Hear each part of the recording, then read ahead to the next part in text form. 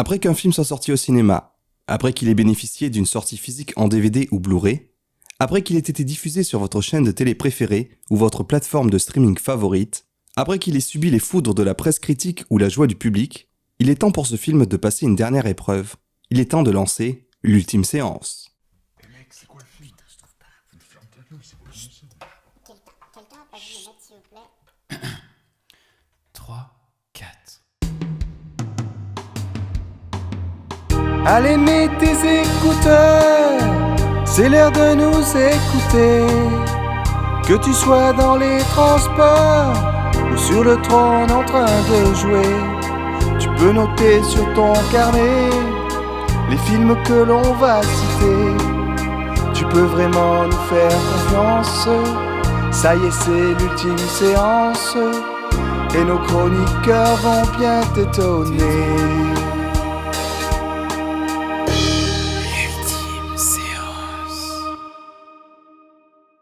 Bonjour à toutes et à tous, bienvenue dans ce 9e numéro de l'ultime séance. Le long métrage au programme aujourd'hui n'est autre que Synecdoche New York, un film sorti en 2008 et réalisé par le cinéaste Charlie Kaufman. Ce film sera-t-il descendu en flèche, réhabilité ou bien simplement apprécié à sa juste valeur par vos chroniqueurs? Pour vous répondre, je serai aujourd'hui accompagné de l'incroyable Zach. Salut. Et de la merveilleuse Izzy. Salut. Au sommaire de cet épisode, nous commencerons par le Flash by Izzy qui nous parlera de Barbie géante, de tempête et de musique chamanique. Puis nous enchaînerons avec l'ultime séance de Synecdoche New York et enfin on terminera par la barlographie. Passons maintenant à la première chronique de l'émission avec le Flash by Izzy. Le Flash by Izzy, c'est le moment où Izzy nous dévoile ses coups de cœur du moment, les œuvres artistiques sur lesquelles elle a flashé et qu'elle souhaite partager avec le commun des mortels. Flash by Izzy. Alors aujourd'hui, je vais vous parler de 3 œuvres qui m'ont bien touchée. Tout d'abord, nous avons Electra, qui est un court-métrage de Daria Kasheva, sorti en 2023 et dure à peu près 27 minutes. Donc c'est un court-métrage que j'ai découvert pendant ma formation stop motion au Gobelin que j'ai fait cette année. Il mélange plusieurs techniques, dont des prises de vue réelles, mais aussi d'autres techniques d'animation dont la pixelation et la stop motion. Electra repense à son 10e anniversaire, mêlant souvenirs, rêves, fantasmes et traumatismes cachés. Welcome, Electra. Take a seat, please. Make yourself at home. Donc Daria Kasheva est une animatrice et réalisatrice tchèque, connue pour son court-métrage d'animation Daughter, sorti en 2019 et qui a été nommée aux Oscars dans la catégorie meilleur court-métrage d'animation en 2020. C'est avec Electra que la réalisatrice revient en 2023, suite à une avant-première au Festival de Cannes de 2023, et il remporte la même année le prix du meilleur court-métrage international au Festival de Toronto. Alors ce court-métrage parle de manière assez déjantée et perturbante une relation père-fille, et notamment les répercussions que l'absence du père a sur la vie de la petite fille. So, who wants to start? À travers des poupées Barbie psychothérapeutes géantes, Electra analyse son passé. Ce court-métrage est rempli de symboles et d'allusions étranges qui invitent à la réflexion. Would you like some cake, sweetie? Ensuite, un deuxième court-métrage. Il s'agit de Tempête dans une chambre à coucher, de Juliette Marchand et Laurence Arcadia, sorti en 2011 et dure à peu près 11 minutes. Juliette Marchand est une réalisatrice française que j'ai le plaisir d'avoir rencontrée pendant ma formation au Gobelin. Pendant une semaine, elle nous a aidé à réaliser notre court-métrage d'animation que nous devions faire pour clôturer la formation de stop motion. On suit alors un couple fortuné qui a presque tout pour être heureux, tout sauf une vie sexuelle épanouie. Ils décident de raviver la flamme et partent en voyage. Et pendant leur absence, les 2 employés chargés de s'occuper de la maison vont connaître une passion torride dans leur chambre à coucher.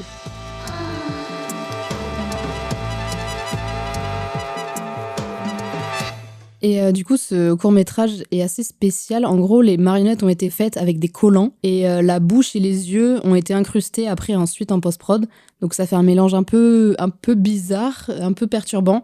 Mais très sympa et vraiment les décors ou quoi, c'est vraiment très chouette. Et en plus, j'ai forcément un peu plus aimé parce qu'on avait directement la réalisatrice devant nous qui nous montrait son œuvre, donc c'était assez sympa. Enfin, je vais vous parler du groupe de musique Turan Ethno Folk Ensemble, ou Ensemble Turan. C'est un groupe de musique kazakh, traditionnel mais aussi moderne, avec une grande influence mongole et chamanique. Leur nom, Turan, est un nom perse qui signifie la zone d'Asie centrale où vivent la plupart des Turcs.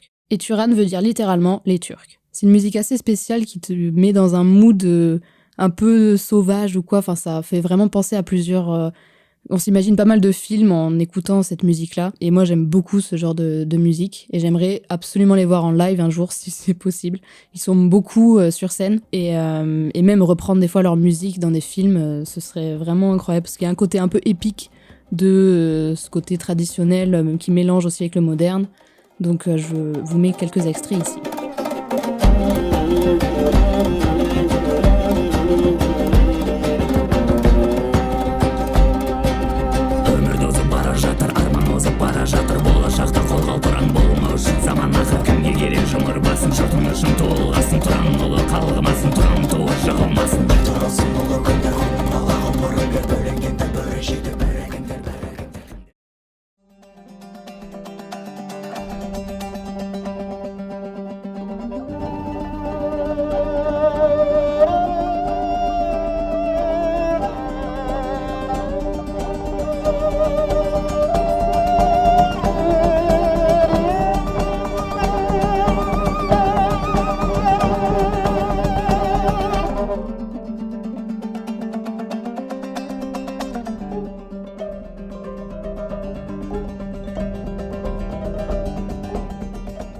Merci de m'avoir écouté et à la prochaine pour un Flash by Easy. Il est temps de passer au cœur de l'émission, l'ultime séance. Le concept est simple. Nous regardons tous un film ensemble et parmi nous, une seule personne le connaît, tandis que les deux autres le découvrent pour la première fois. Aujourd'hui, c'est Synecdoche New York. Dans un premier temps, je vais vous présenter le film et son auteur dans le synopsis.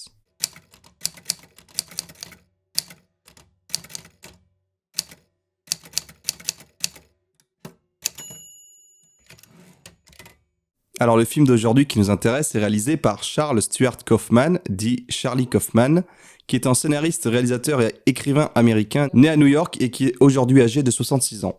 Donc Charlie Kaufman, il a commencé sa carrière en tant que scénariste pour la télévision dans les années 90 avec un travail sur des séries comme Get a Life ou le Dana Carvey Show. Et on peut dire que c'est à la fin des années 90, début des années 2000 qu'il va se faire un nom en collaborant notamment aux deux premiers films de deux réalisateurs de clips qui vont eux aussi émerger, à savoir Spike Jonze et Michel Gondry. Tout d'abord, son premier succès, c'est en 99 avec le scénario du film Dans la peau de John Malkovich, qui a été nommé pour l'occasion aux Oscars dans la catégorie meilleur scénario. Avec ce film, donc, qui est réalisé par Spike Jonze, on retrouve déjà un petit peu tous les ingrédients qui vont faire le style de Charlie Kaufman, à savoir des intrigues qui se déroulent souvent avec des personnages qui sont dans un milieu artistique, un sens particulier de ce que j'appelle le mindfuck, donc le fait d'avoir des histoires assez complexes et intriquées qui vont... voilà, il faut pas poser son cerveau quand on est devant ça, parce que sinon on est vite perdu. Il y a aussi un goût pour la métafiction et des personnages assez névrosés. Pour le pitch de ce film, en fait, on va suivre un marionnettiste qui va découvrir un portail qui mène à la psyché de l'acteur John Malkovich. Voilà. Vous avez vu le film ? Oui. Non, pas encore. Non ? Ok. Mais ma mère l'a vu, elle m'a dit que c'était trop bien et qu'il faut que je le regarde. Elle me dit ça depuis 10 ans, je pense. Donc il faut vraiment que je le regarde un jour. Ouais, il est cool en vrai. C'est particulier. Faudrait que je le revoie. Non, moi j'ai bien aimé. Ensuite, en 2001, il signe le scénario du premier film de Michel Gondry, à savoir Human Nature, où là on va suivre, c'est un espèce de Tarzan.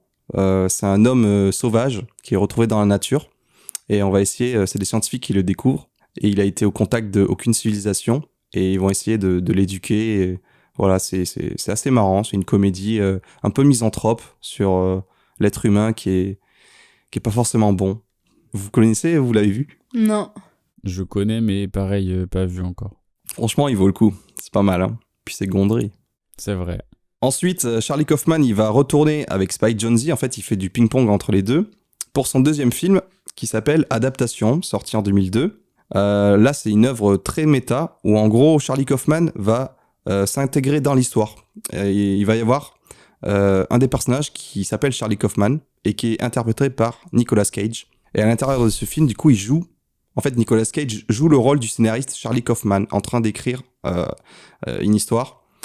Tout en travaillant en parallèle sur le tournage du film Dans la peau de John Malkovich. Donc voilà, on entre déjà dans quelque chose de très méta.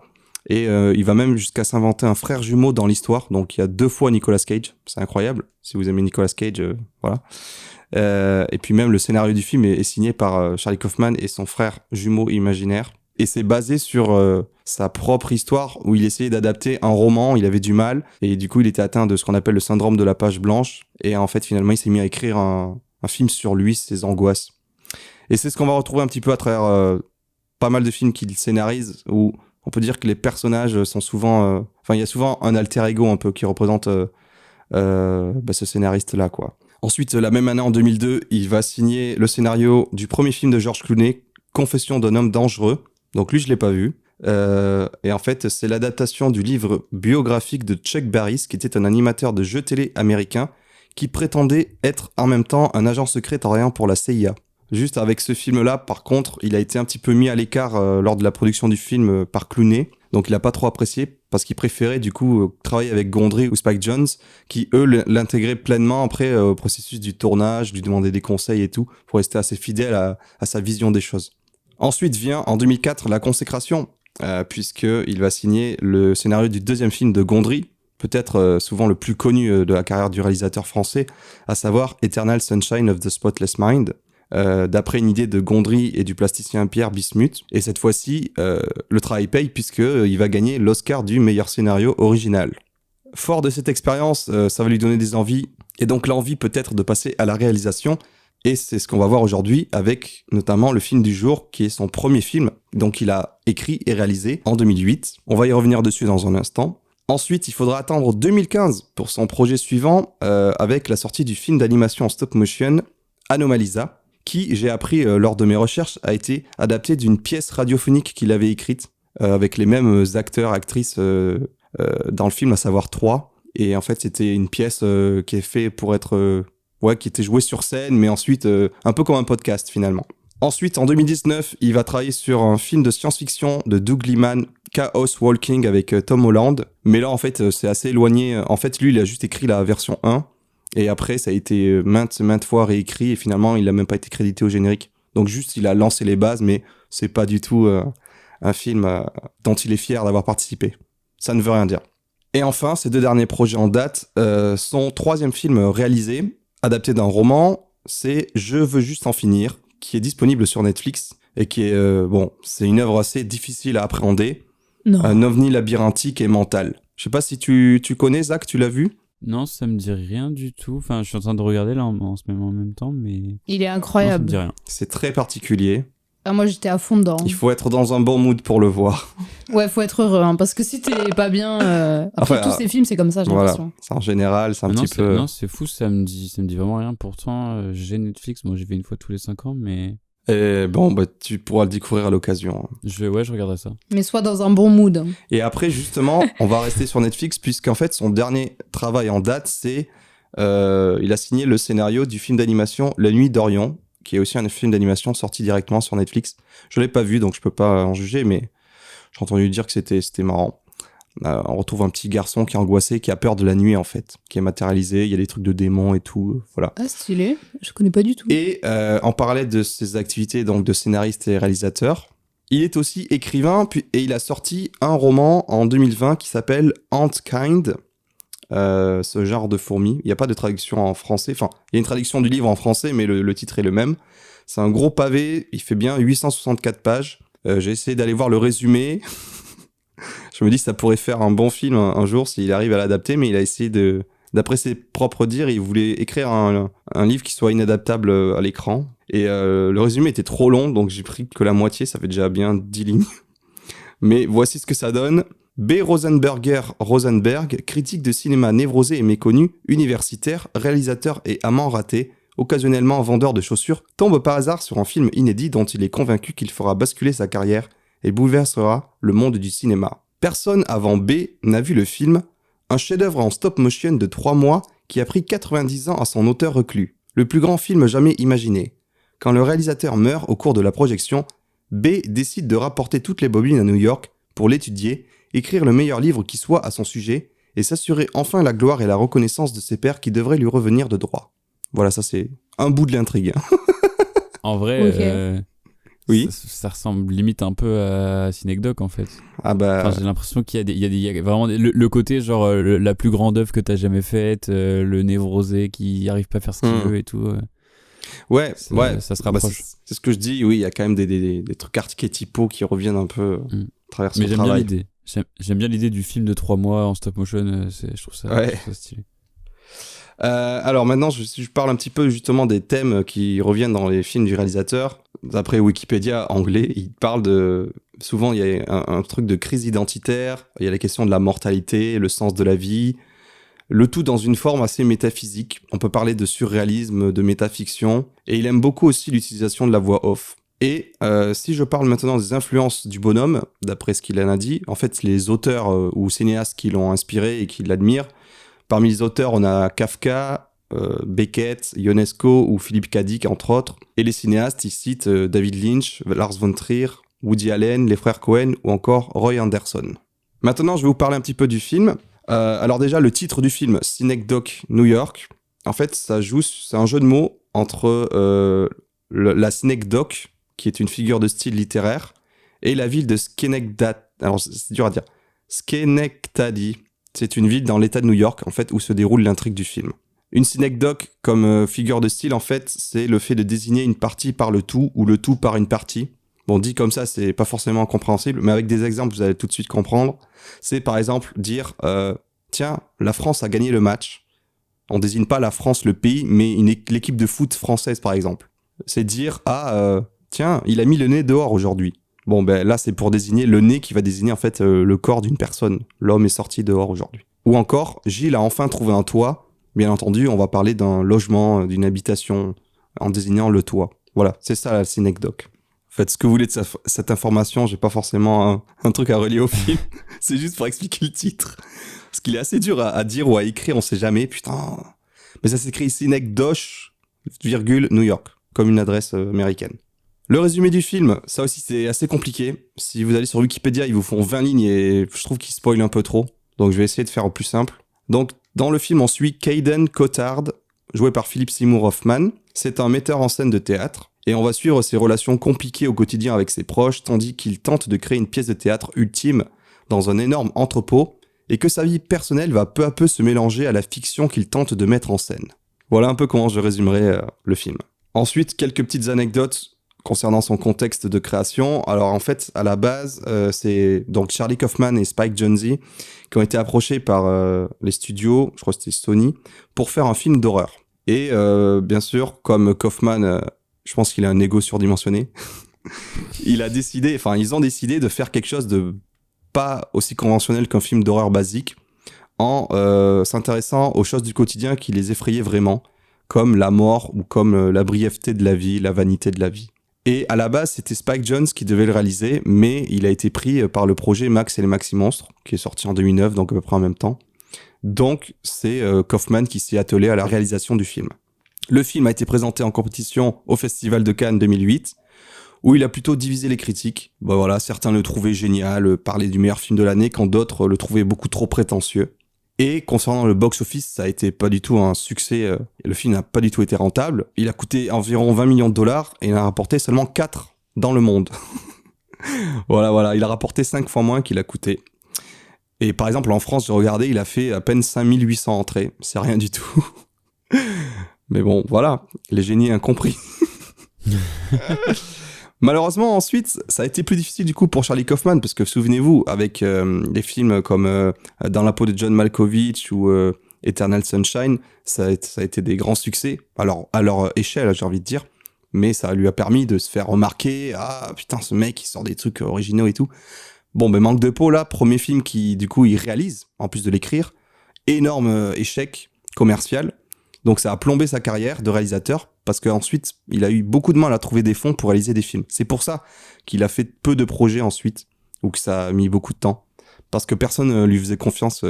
Faire des scripts pour les autres, ok, mais s'il doit réaliser, oh là là, t'as fait un four là, c'est quoi ça? Non.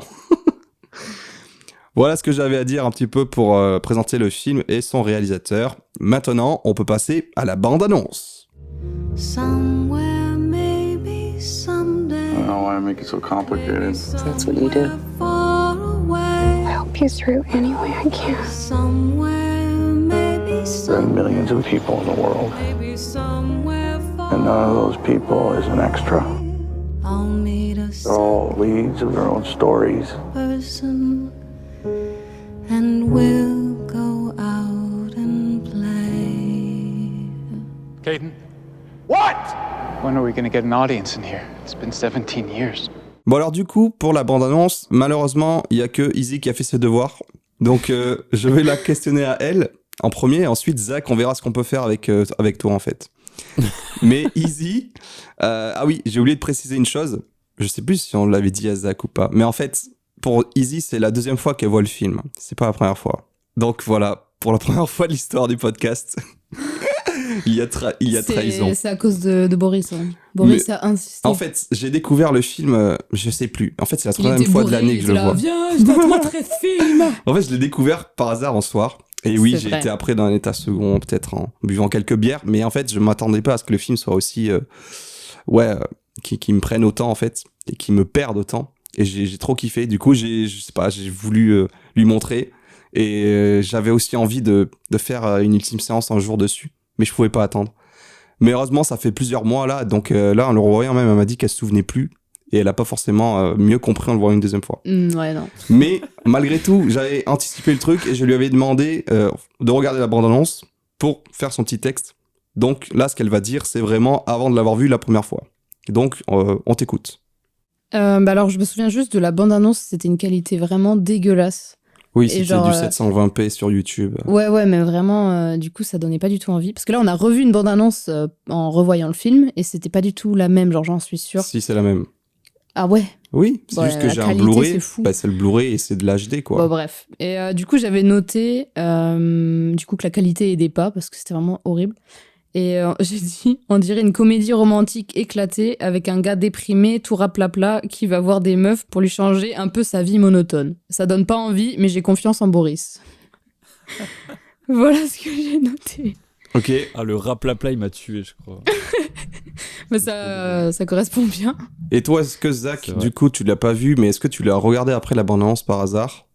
Non, même pas. Non, même pas. Ah ouais, mais le mec s'en bat les couilles. Bon quoi. alors, je vais orienter mes questions différemment. J'ai Est-ce pas que eu le tu connaissais le film ou on avait entendu parler avant? Dis-nous. Oui. Oui. Alors, comment j'ai entendu parler de ce truc? Je sais plus. Après, moi, en fait, tu sais, je truc. connaissais plein de trucs de Charlie Kaufman, mais j'avais jamais. Enfin, déjà, je savais pas qu'il existait. Et je savais pas. J'avais pas capté que plusieurs trucs que je connaissais étaient reliés à lui, en fait. Parce que j'avais vu Eternal Sunshine. Bien sûr. On m'avait conseillé Anomalisa.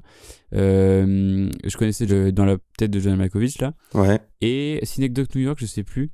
Je crois que si. Est-ce que tu vois le youtubeur Durandal qui fait des vidéos sur Bien le sûr. cinéma? Ouais. Et bah, il avait fait une vidéo où il montrait sa collection de Blu-ray et il avait montré ça et il a dit que c'était incroyable et tout. Ok. Et du coup, à l'époque, ça m'avait chauffé. Et du coup, je dois l'avoir sur mon disque dur depuis 5 ans, un truc comme ça. Mmh. Et je l'ai jamais regardé parce que j'avais pas de sous-titres, je crois, ou je sais plus. Ouais. Et bref, mais en tout cas, c'est un truc que j'avais depuis longtemps sur mon disque dur et qui me tentait bien. Ok, Voilà. ça marche. Bah moi en fait, je l'ai téléchargé. Désolé, sorry. Mais après j'ai tellement kiffé, je sais pas pourquoi, il fait partie de mon top 3 films pour dire. Donc c'est pour ça que je te Ah mets. Ouais. Mais Ok. je sais pas, il m'a touché vraiment. En fait, j'aime beaucoup ces films un peu monde qui parlent de la vie et qui s'étalent sur des années. Enfin voilà, et qui il y a plein de significations en fait. Plusieurs visionnages sont nécessaires des fois pour y découvrir de nouvelles choses. J'aime bien. Et du coup après j'ai cherché à l'acquérir en DVD ou Blu-ray, mais en fait j'ai pas trouvé d'édition française ou alors. Enfin c'est que du marché de l'occasion. Et c'était compliqué. Et finalement, j'en ai trouvé un à une Fnac, mais c'est un Blu-ray importé, donc il est que en anglais. Il y a des sous-titres, mais que en anglais. Du coup, ça me faisait un peu chier. Oh, ça doit être compliqué. Mais en à vrai- suivre, hein. en C'est vrai- qu'en français, c'est galère. Mais du coup, pour l'avoir vu 2 fois avec des sous-titres français, maintenant là, on l'a revu et avec des sous-titres anglais, en fait, ça va. En vrai, ça va. Il y a quand même certains mots que tu comprends pas, mais après, avec le contexte. Ouais. ça Je sais que peut le début aller. du film est assez bavard. C'est assez. Enfin, ça te prend la tête un peu. Mais après, ça Moi, se déjà, calme. en français, j'ai pas tout compris. Hein. Ouais. Puis le début, c'est pas du vocabulaire. Enfin, c'est du vocabulaire facile, on va dire. Et c'est un moment au milieu du film où ça commence à partir en couille. Et là, c'est un peu plus dur. Eh bien justement, commençons à parler du film. Mesdames et messieurs, merci d'éteindre vos téléphones et de manger votre popcorn en faisant le moins de bruit possible, car c'est l'heure de l'ultime séance.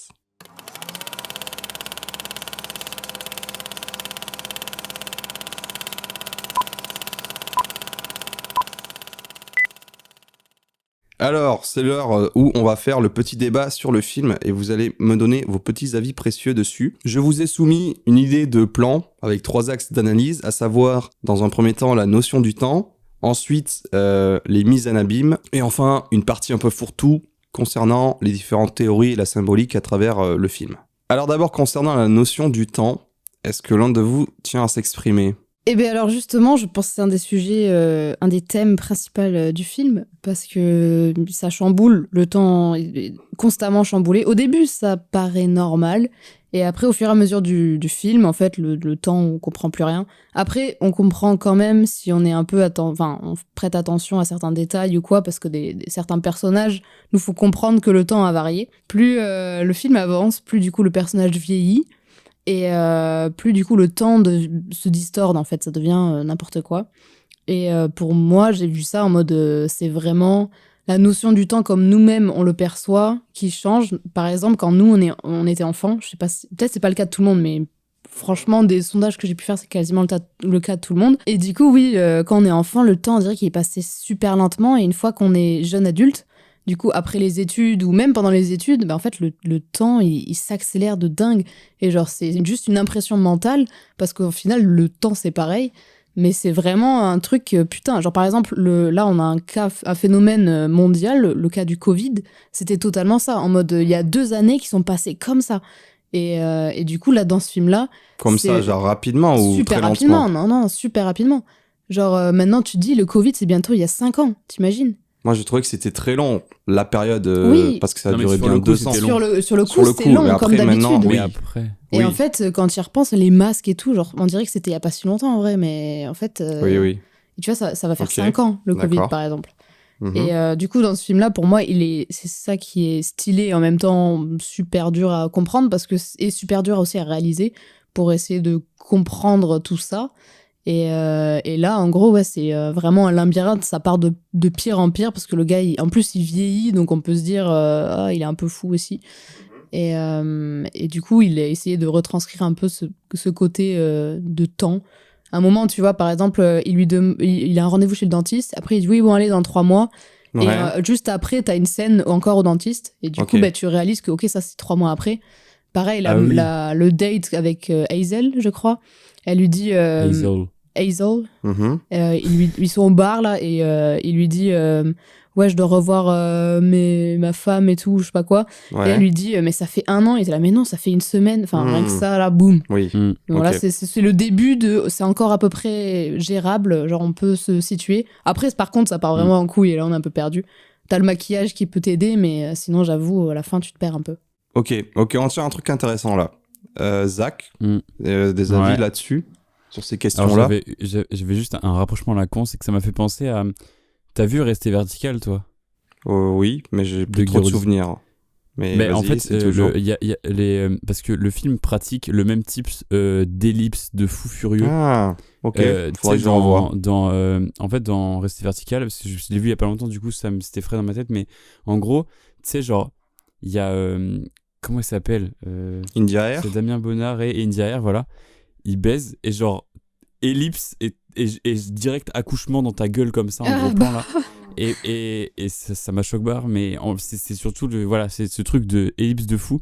Il y avait ça un peu, c'est genre premier date, le plan d'après c'est le Ouais, mariage, ouais, le plan de ouf. d'après ils ont des gosses, tu vois. Ouais, et puis Ok. le gosse, c'est Il y a grand vraiment aussi. ce truc d'ellipse de fou. T'as l'impression que ça fait 1 an qu'ils sont en train de taper sur le spectacle. Il Oui. dit ça fait 17 ans qu'ils font un spectacle sans public, tu vois. Ouais. Par contre, moi j'ai trouvé ça je trouvais que c'était assez. Effectivement, je suis totalement d'accord avec toi, Izzy, sur le fait. Le truc de quand on est petit, ça passe moins vite et tout ça. Et c'est vrai que ça se ressent dans le film, c'est qu'au début, ça passe à peu près normalement. Ouais. Et plus on avance, plus les ellipses sont énormes en fait, et on s'en rend même pas compte. Mais par contre, ça, c'est un point que je veux souligner. C'est un point que je veux souligner dans le film et qui est très bien fait. Ouais. C'est qu'en fait, le vieillissement est vraiment très progressif et très léger, je trouve. Ok. Et du coup, ce qui fait que en fait, les ellipses, tu les sens pas. Et c'est après, tu fais ah putain, mais il avait pas la canne avant, ou genre il avait pas les cheveux comme ça, ou, tu vois. Très et en fait, je intéressant. trouve que c'est assez. C'est diffus, c'est vraiment bien fait. Et tu te rends compte, en fait, ouais, genre 15 minutes après, tu fais mais ils ont vieilli de fou en fait, mais tu t'en es pas rendu compte, tu vois. Et ça, je trouve ça vraiment cool. Et puis surtout, moi, je trouve que la notion du temps, en fait, elle va avec comment dire, la thématique globale qui est liée à la mort, en fait, à la peur de la mort, à la peur de la maladie. Je sais pas s'il y a une partie où on va reparler de ça, mais Ouais, si, peut-être dans la 3e, j'avais pensé. ouais. Non, mais c'est surtout, comment dire. Et surtout, moi, ce que je trouvais ouf, c'est que, en fait, t'as l'impression qu'il va crever dès le début du film. Oui. Et en fait, genre, ça dure. Et en fait, il meurt jamais alors qu'il a des trucs tellement chelous, quoi. Et genre, il a cette constante impression qu'il va mourir. Mais en fait, c'est un peu ce truc-là. C'est genre, tu penses t'as un truc qui t'affecte, mais en fait, t'as tellement de trucs de prévus et tellement le temps passe vite quand t'as plein de trucs de prévus. Et au final, t'as l'impression qu'en fait, je sais pas, la mort, comment dire, je sais pas, elle attend qu'il ait fini ses trucs ou un truc comme ça. Bon, je vais un peu loin là déjà, mais ok. Eh bien, ouais, non, mais je trouve que vous avez tout à fait raison. Moi, c'était un peu ça qui m'avait surtout surpris au visionnage du film. Effectivement, c'est que on pourrait parler d'une temporalité fictionnelle différente de la temporalité proposée par le montage. Comme vous avez très justement souligné, le temps il passe bizarrement d'une scène à l'autre, avec ces fameuses ellipses. Des fois, d'une coupe à l'autre, t'as l'impression qu'il se passait 10 ans, mais tu t'en rends pas compte avant que des personnages se mettent à parler un petit peu. T'as des repères temporels. Ils disent machin à tel âge, ou alors ça fait tant d'années. Et toi, en fait, bah, tu le ressens pas comme ça. Et j'ai trouvé qu'en fait, dès le début du film, c'était très présent. J'ai noté, par exemple, le film s'ouvre sur Kayden, qui se réveille le matin. Il va prendre le petit déjeuner en lisant son journal. Il y a la gamine, là, qui est aux toilettes, tout ça. Voilà, ça, c'est la scène du petit déjeuner de la famille. Ensuite, il me semble qu'on le voit en train de se raser. Et puis, il va se couper parce qu'il y a une fuite d'eau. Et ensuite, il est aux urgences. Il se fait mettre des points de suture. Et après, il rentre. Ils sont dans la voiture, mais il fait nuit. Et du coup, là, en y réfléchissant, je me dis, mais attends, mais pourquoi on est le matin, c'est le petit-déj. Ensuite, il a l'air de se blesser, donc ils vont aux urgences. Il rentre, il fait nuit. Comme si c'était pas... Est-ce que ça s'est passé la même journée? Ou est-ce que, en fait, le fait qu'il se rase, en fait, c'est directement, c'est pas la même journée que le matin où il a pris le petit-déj, c'est plusieurs jours. Donc, il y a déjà un truc qui nous perd à ce moment-là. Et dans les dialogues, on a aussi la gamine qui demande à sa maman est-ce qu'on est mardi ou vendredi? Donc on a déjà un peu cette perte de notion du temps qui surgit chez les personnages. Et après, j'ai noté quelques autres éléments. Plus tard, quand Kayden, donc il a fait sa première pièce de théâtre là, que sa femme est pas venue la voir lors de la première, mais le lendemain avec leur amie la Maria. Et à la fin, il y a les parents de Kayden, donc les vieux là qui les accompagnent, qui demandent pourquoi les personnages vieux avaient l'air si jeunes. Parce qu'en fait, ils étaient joués par des acteurs jeunes qui sont grimés et tout. Et c'est quelque chose qui va revenir tout au long du film.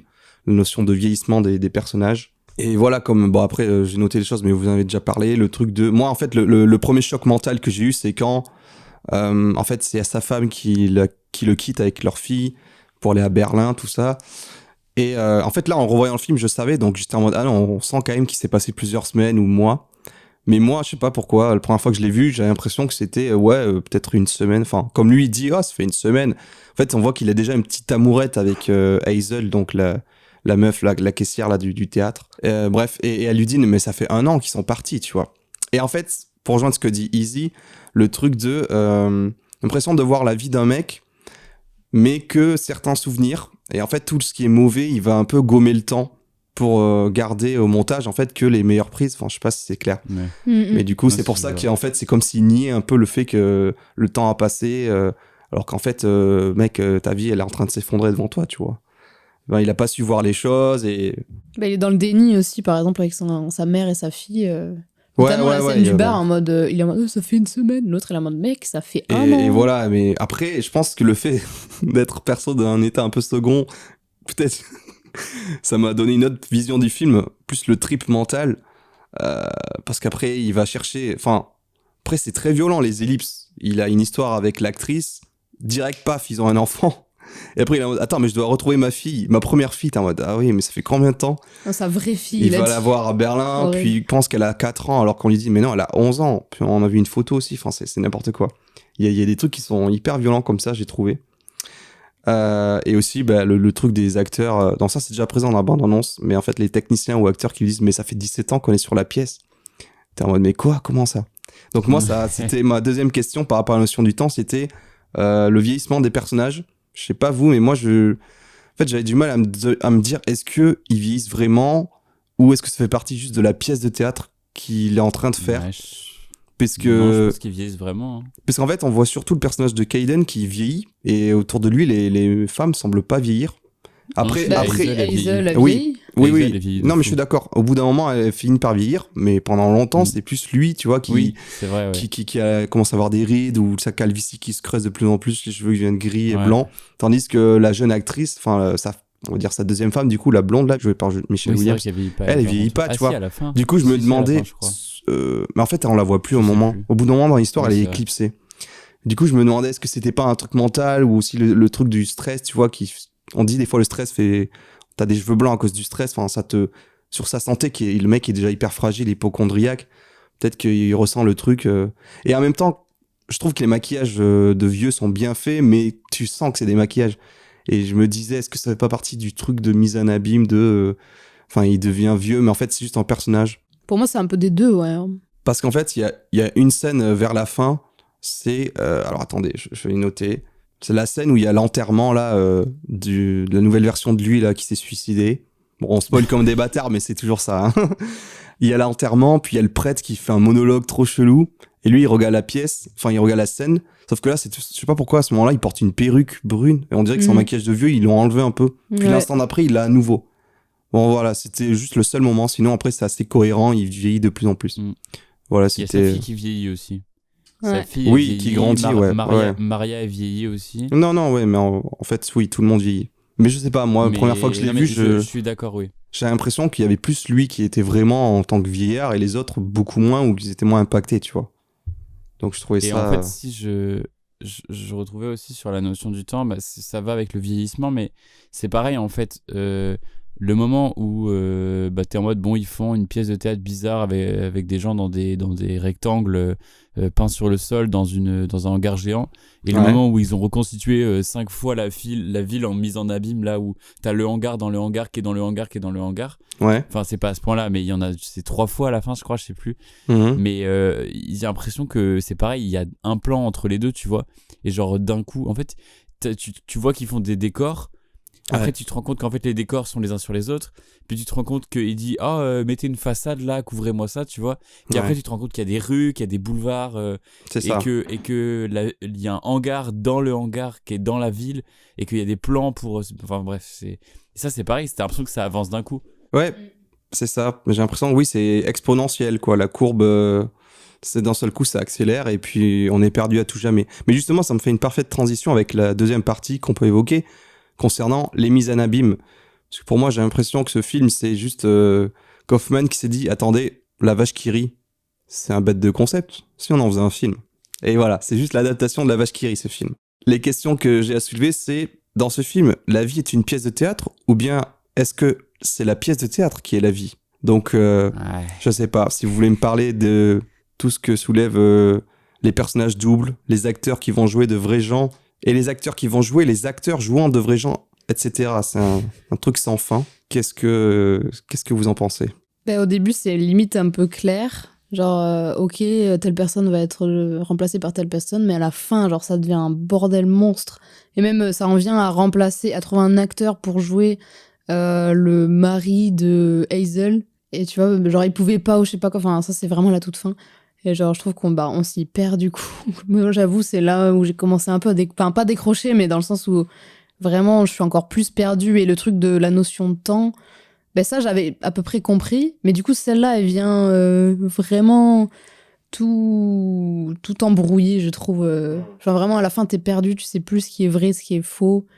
Et genre, par exemple, quand la blonde, là, je sais plus son nom, Claire, Oui. elle le quitte, du coup, c'est pendant une répétition, et elle apprend que il est allé nettoyer la chambre d'Adèle. Et du coup, elle le quitte, mais est-ce qu'elle le quitte parce que c'est la pièce ou... En fait, c'est trop méta, genre, c'est trop mise en abîme, Les deux truc dans truc.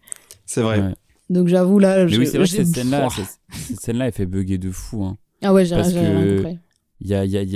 t'as l'impression que c'est les deux en même temps, t'as l'impression que les deux s'influent en fait, que en même temps elle le quitte parce que il est trop dans la pièce, mais tu comprends pas si ça se passe dans la pièce ou en dehors, Ouais. et tu sais pas si si on l'a pas vu dans la réalité, parce que on voit en fait un bout de la scène dans la réalité qui est avant. censé être dans la réalité, et puis après tu le revois dans la pièce, mais du coup tu sais pas si le fait qu'elle se barre ça fait partie de la pièce ou si c'est là elle le quitte vraiment. Enfin il y a tout un truc comme ça où mais moi ce que j'ai kiffé c'est quand t'as genre comment il s'appelle, Caden, c'est ça? Caden, ouais. Oui. Et Caden et Hazel, ils trouvent des acteurs pour les jouer eux, Ouais. et après il y a des acteurs qui jouent les acteurs qui jouent eux-mêmes, tu vois, et t'as une quintuple mise en abîme là, mais c'est vraiment mise en abîme le film, c'est un truc de fou. Ouais. Mais moi je trouve en fait comme le film est complètement comme ça, tu vois, en fait je comprends, tu sais, ce que tu disais en mode on peut trouver ça un peu prétentieux peut-être, Ouais. mais moi je trouve qu'en fait c'est tellement un bordel et tellement un délire que c'est pas prétentieux, juste c'est une sorte de truc que le mec te propose et puis il fait si tu suis pas tant pis, tu vois, mais ça me paraît pas prétentieux. Je sais pas pourquoi, j'arrive pas à savoir pourquoi, mais je sais pas, ça me paraît moins prétentieux que genre Christopher Nolan et son temps qui va au ralenti à l'envers, tu vois, c'est C'est vrai que... Bah après, moi, je trouve qu'il y a des C'est pas rapprochements pareil. parce que c'est des cinéastes qui vont chercher justement à faire des choses compliquées. Mais Nolan, il y a le côté... je fais un truc compliqué, mais c'est cool à suivre, tu vois. Genre, ouais, je suis cool. Lui, c'est... Je fais un truc compliqué, vous comprenez rien, je m'en bats les couilles. Mais je suis pas rentable. Bah, en fait, bon. c'est même pas vous comprenez pas rien, je m'en bats les couilles, c'est genre en fait t'as pas vraiment besoin de comprendre non plus, c'est une sorte de voyage bizarre et tu Ouais. te laisses porter par une sorte de rêve, parce qu'il y ça. a beaucoup la notion de rêve dans tout bien ce qu'il fait, sûr. au final. Ah ouais. Il y a un Oui, truc très tout à fait. onirique, Ouais, c'est enfin ça. pas vraiment onirique, mais Si, mais il en c'est parle. onirique, oui. En fait, pour avoir fait des recherches sur le film, moi, je pourrais pas trop m'aventurer là parce que j'ai pas assez de compétences en la matière, mais il y a toute une approche psychanalytique, pas de Freud, mais de Jung, donc qui était Ok. un mec aussi connu que Freud. Et donc, ouais, on va toucher à la notion du rêve éveillé et tout. En fait, ne plus savoir si on est dans la fiction ou dans la vraie vie du gars, ou dans des rêves qu'il fait, dans des projections. Moi, si on doit revenir sur le côté mise en abîme, j'ai l'impression en fait que c'est vraiment ça le cœur du film, à partir du moment où il va lancer cette pièce de théâtre. Mais ça arrive ça arrive vers la moitié du film, j'ai envie de dire. Hein. Parce que tout le Ouais. début, c'est juste lui, dans sa vie, qui a du mal. Enfin, Ouais. sa femme va le quitter, il va avoir une relation extra-conjugale, mais il va pas non plus aboutir là-dedans. Sa fille, il sait plus trop, il a plus de lien avec elle. Et en fait, on a juste des ellipses de plus en plus violentes. Et à partir du moment où il va dire, bon, ben là, je vais faire une pièce de théâtre, au début, on comprend pas trop ce qu'il fait. Il veut faire un truc un peu sur tout. Enfin, il y a un peu de tout sur la vie, la mort et tout. Et en fait, tu commences à comprendre que dans cet entrepôt, il y a plein de gens qui répètent des trucs, enfin, qui jouent en temps réel. Mais en fait, il n'y a pas de public, c'est trop bizarre. Et en fait, il y a l'impression que leur dire de vivre artificiellement. En fait, petit à petit, tu vois les petites scènes, tu sais, il passe là en metteur en scène, et on voit les petites scènes qu'il fait jouer à des gens, c'est un peu des trucs qu'il a vécu. Du coup, je me disais, est-ce que c'est pas une manière pour lui juste de les erreurs qu'il a fait dans sa vie, les regrets qu'il a, de les mettre en scène pour essayer de comprendre. Et à chaque fois qu'il lui arrive de nouvelles choses, ça vient alimenter le truc. Voilà, c'est pour ça que je parlais de cette pièce de théâtre qui est en fait sa vie, enfin c'est la vie en elle-même, quoi. En fait, la pièce, elle se construit jamais et en même temps, elle se finit jamais. Enfin, en fait, c'est juste que c'est... Pour moi, genre, il n'y a pas... En fait, la représentation, elle est à partir du moment où il commence à faire des répétitions, la représentation de la pièce, elle a commencé, tu vois. Genre, il n'y a pas besoin de public, tu sais, c'est une sorte d'œuvre totale, bizarre, tu sais, c'est une performance qui dure ouais, depuis... c'est une performance, je sais pas tout combien à fait, d'années, ouais. tu vois. On peut dire ça, ouais. Et en fait, mais tu sais, t'as toujours ce truc, moi, qui me fait taper des barres dans le film, c'est à chaque fois qu'il fait « j'ai un titre ». Et genre, il fait ça plein de fois dans le film, Ouais, et il plusieurs trouve fois, des titres qui n'ont aucun sens et qui sont trop barrés en fonction de ce qui se passe. Et puis, mais en fait, t'as l'impression qu'à la fin, il a une illumination où il dit genre il y a 3,2 milliards de personnes sur la Terre, ça fait 3,2 milliards d'acteurs potentiels ou je sais pas quoi. Il dit un truc du genre, tu sais, et il dit genre en fait c'est ça, c'est le monde, la vie, l'univers est une pièce de théâtre, tu vois.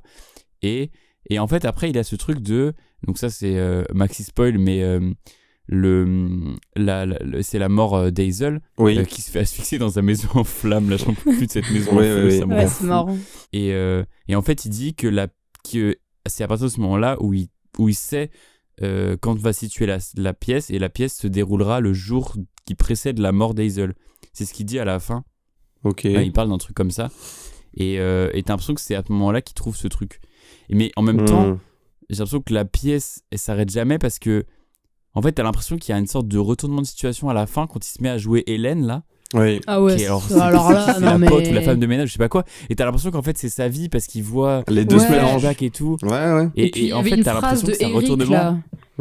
Mais oui, c'est ça, avec Eric, son mec imaginaire qu'on n'a jamais vu là. Mais oui, mais tu sais, genre il y a une scène où il va d'avoir des rapports homosexuels avec un certain Eric, c'est pour ça. Quand sa fille meurt là, elle lui dit ça, et du coup à la fin, avec le personnage de Hélène, on découvre qui est Eric, et du coup je suis en mode non mais frère. Mais non, ouais, c'est un bordel. Si on reste un peu sur le côté mise en abîme, sur justement ce truc de pièce de théâtre, on peut évoquer déjà la première incursion de ça dans le film, à savoir, je sais plus comment s'appelle le personnage, mais l'espèce de présence qui suit Kayden toute sa vie là. C'est qui lui déjà? Le mec, il va jouer son rôle. Ah oui, avec sa valise là. Tu sais, il le regarde en fait dès le début. Vieux, là, c'est lui qu'on voit dans le fond des fois et tout. Là. Mais oui, c'est ça. C'est lui. Qui se cache derrière l'arbre. Tout là, parce que depuis le début du film, on voit un boug, il est toujours là et tu sais pas ce qu'il fout là. Il me fait trop flipper. Ça fait film d'horreur un peu. Ça fait un peu It Follows. Genre. Il y a notamment une scène où il parle avec Hazel sur un banc et le mec est derrière un arbre. Donc, il est fixe tout le long. Moi, j'avais pas fait gaffe. Ah ouais. Enfin, je l'avais vu, mais là, c'est quand même en revoyant, tu vois, même là, on t'en parle, tu vois plus trop. Oui, c'est au début, je sais pas, je dirais c'est les 20 premières minutes, un truc comme ça. Comment il s'appelle le perso? Samy il s'appelle. Ah oui. Samy. C'est ça. En plus, il y a un bordel avec ce perso, parce que c'est que ils sont censés, tu sais, est-ce que les doubles sont censés s'aimer entre eux, parce que comme il y a une relation entre Hazel et Kayden, ils sont censés, les doubles sont censés s'aimer entre eux, sauf que ils finissent par aimer les originaux. Le double de Kayden kiffe Hazel, et après ça fait l'inverse en vrai. Ouais.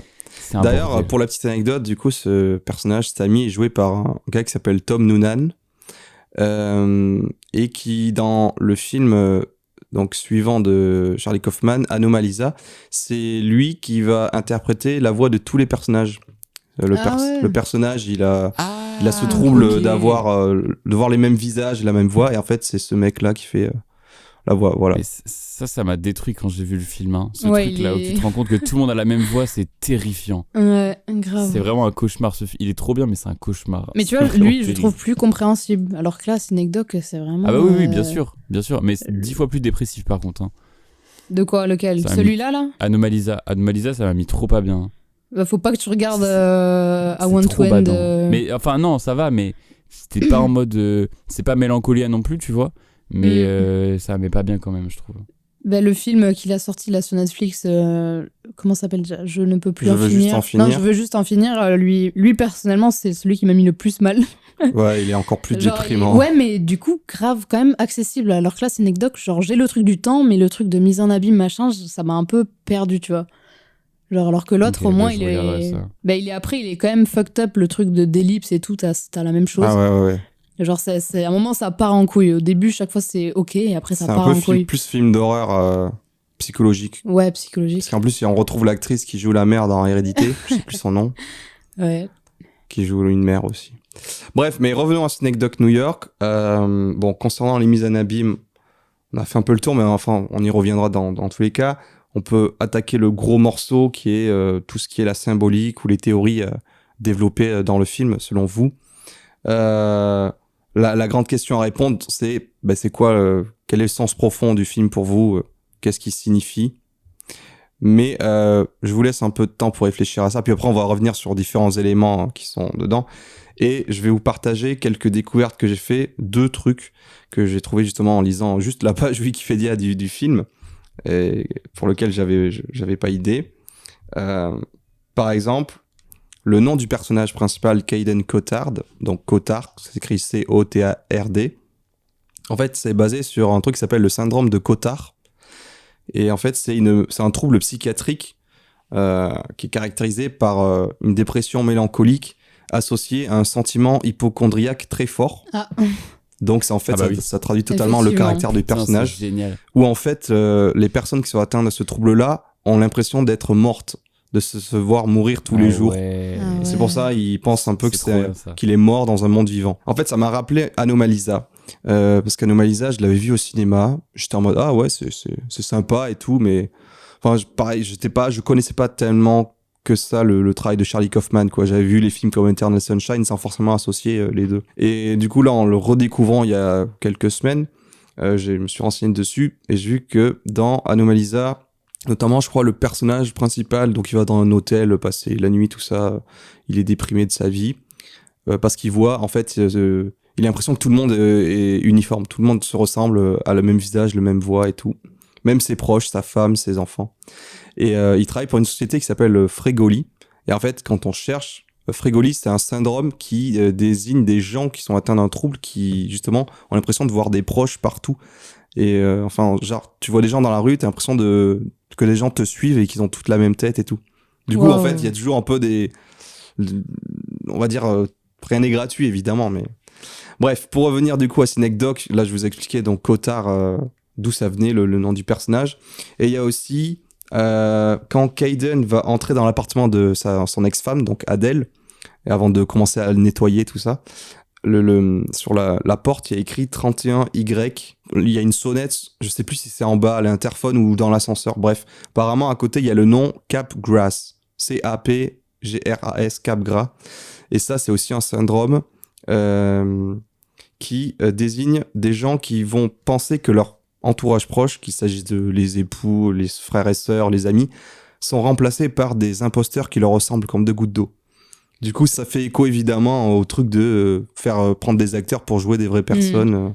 Ah ouais. Alors voilà, ça c'était pour le premier élément. Le deuxième élément que j'ai découvert, ça concerne en fait un parallèle entre le travail de Kayden et de sa femme Adèle sur les échelles sur lesquelles il travaille. En fait, Kayden, lui, il va travailler dans quelque chose de plus en plus gros, avec les entrepôts dans les entrepôts dans l'entrepôt. Tandis que Adèle, elle, c'est une artiste peintre qui fait des tableaux miniatures. Et d'ailleurs, en fait, plus le film avance, plus ces tableaux deviennent miniatures, puisqu'au début, quand on la voit dans son atelier, il va pisser dans l'évier, d'ailleurs, une piste rouge dégueulasse, là. En fait, on voit les tableaux, ils sont miniatures, mais encore observables à l'œil nu, même si tu peux mettre une loupe pour un peu mieux voir. Tandis qu'après, quand il va à l'exposition, là, dans l'espèce de galerie d'art, tous les mondes portent des espèces de grosses jumelles pour voir de plus près. Ah, j'avais pas remarqué que ça avait... Bah, moi non plus, mais c'est ce qu'ils disent là, donc Ok. je me dis ah oui. Et aussi, bon ça c'est encore pour le truc marrant sur le nom. En fait, le nom complet du personnage d'Adèle, c'est Adèle Lack Cotard.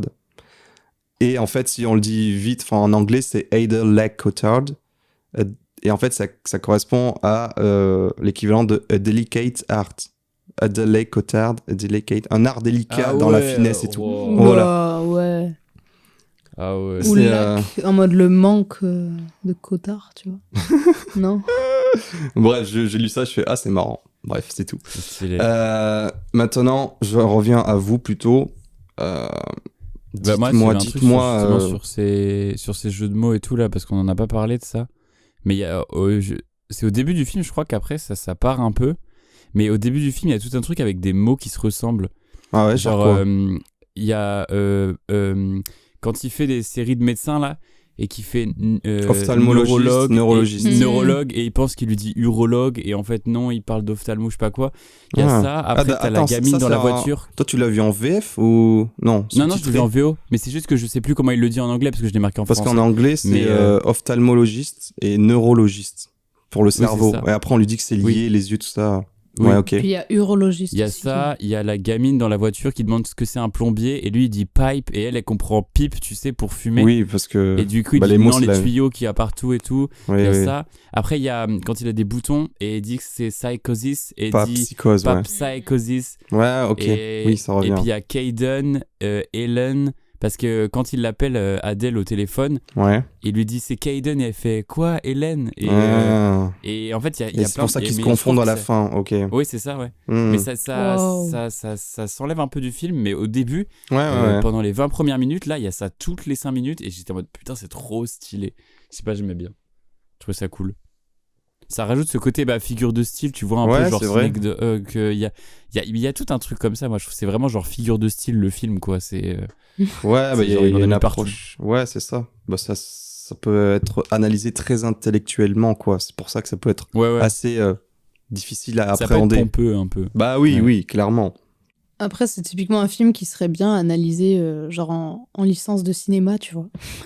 Ouais, Genre, il y a Mm. beaucoup de trucs, ou même en littérature, du coup, en vrai. Ouais, Mm. ouais. Psychanalyse et tout. Ouais, aussi. Sciences sociales, quoi, en Ouais, général. tout, en fait.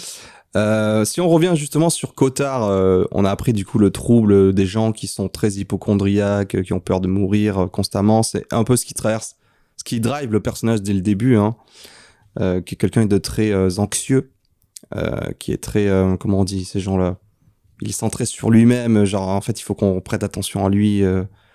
En fait, elle est en train de s'occuper de la gamine, de gérer plein de choses et tout. Lui, il est juste Ouais, en train de lui. lire le journal et en mode ça m'a je saoulé, suis ça. pas mal, je me sens pas bien là, je crois que je vais mourir et tout. C'est un petit ouin-ouin, c'est un mec pleurnicheur, le moindre truc, voilà.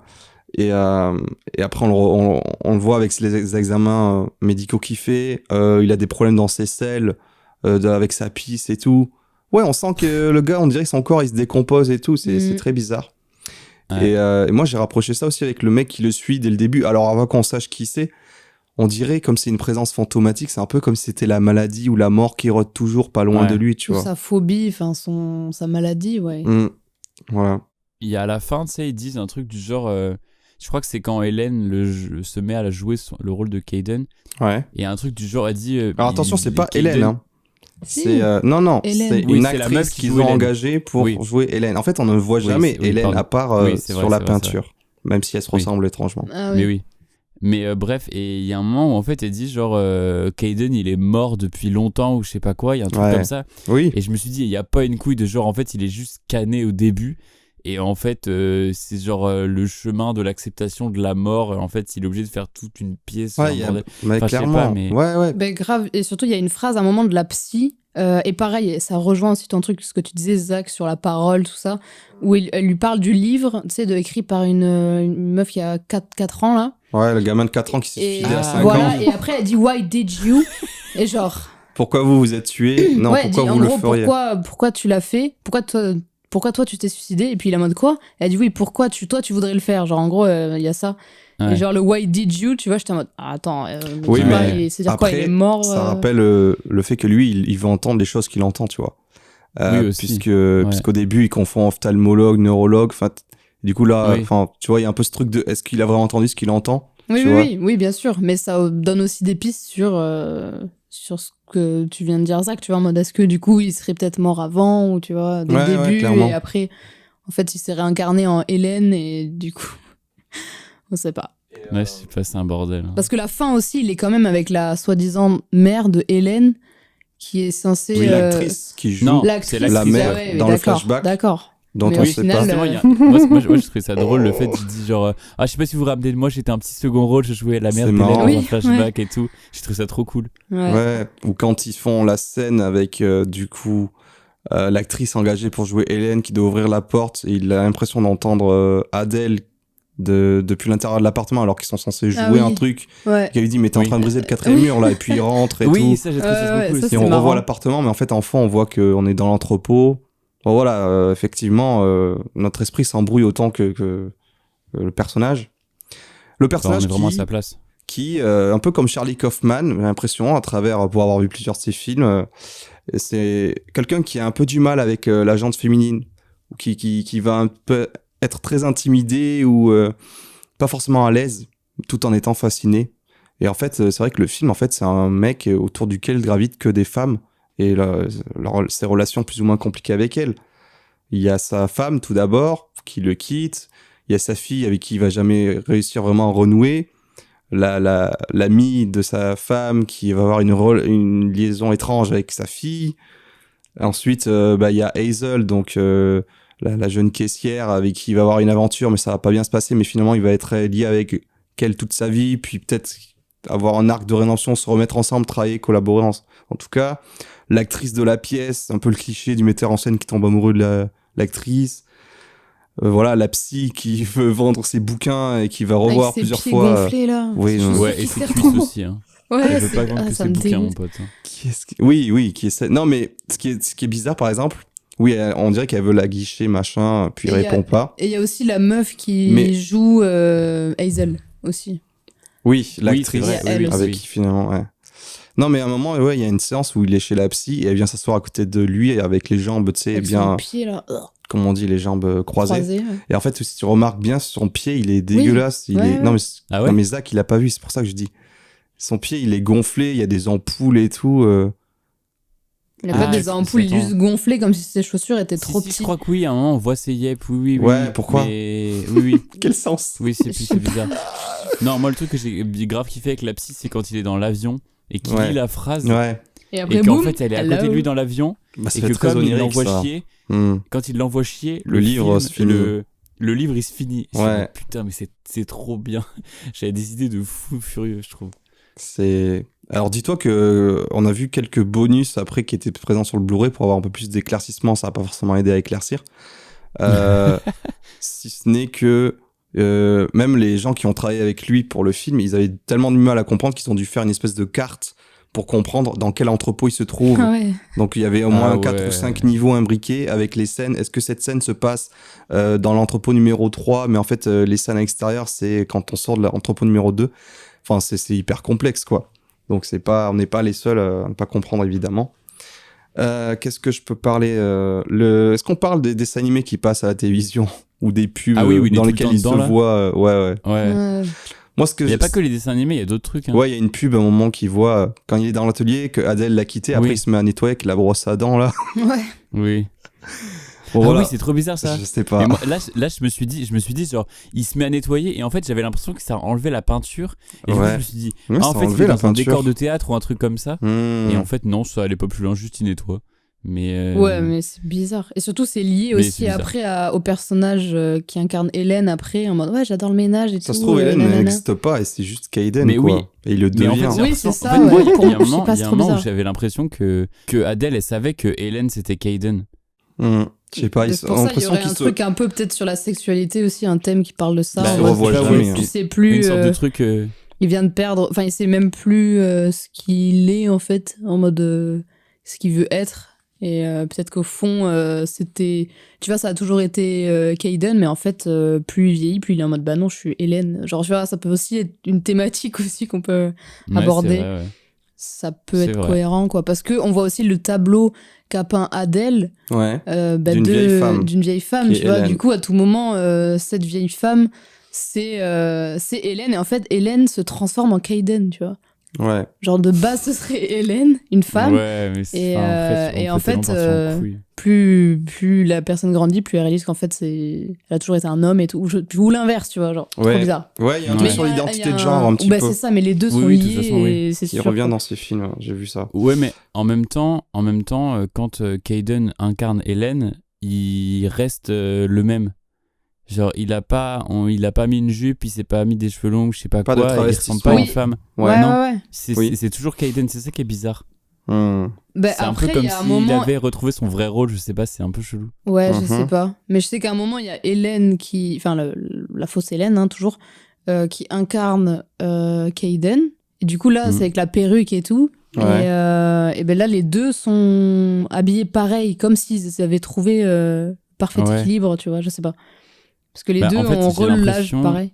J'ai l'impression qu'en fait, genre, Kaiden c'est le metteur en scène et Hélène c'est l'humain derrière. J'ai l'impression que c'est ça. Genre qu'en fait, il en a marre de diriger son truc et du coup, il passe de l'autre côté et en fait, juste, il vit sa vie. Bon, après, je sais pas pourquoi il vit dans le placard de son ex, mais. Oui, ça, j'ai pas c'est- compris. En plus, j'avais même pas compris que c'était un placard. J'étais juste en mode, ah bah, on dirait ma chambre. oui, Ah j'adore, oui, j'aime bien quand le- il dort, il Oh, j'ai devient malade. aménagé le placard. Il y a rien, genre. Il y a des cartons. Super. Mais après, il y a tout un truc, justement, si on parle du placard. L'expression sortir du placard, c'est affirmer son Ah oui, homosexualité. Bah, Ouais. Est-ce qu'il le fait qu'il et que sa fille, alors parlons de la fille un petit peu. Donc la Ah fille oui. qui part à Berlin. Elle se fait tatouer à 11 ans. Donc ouais, elle se fait tatouer, il y a presque une histoire de pédophilie là-dessous, un peu malsaine. de Hein. ouf. Ouais, puisque, La meuf, c'est une pédophile. Elle est initiée au sexe par l'ami de sa mère et tout. Après, pour sa défense, le truc c'est que comment savoir que c'est vrai ou pas, puisqu'en fait, tout ça on l'apprend à travers son journal intime qui semble se remplir tout seul au fil des âges. Ouais.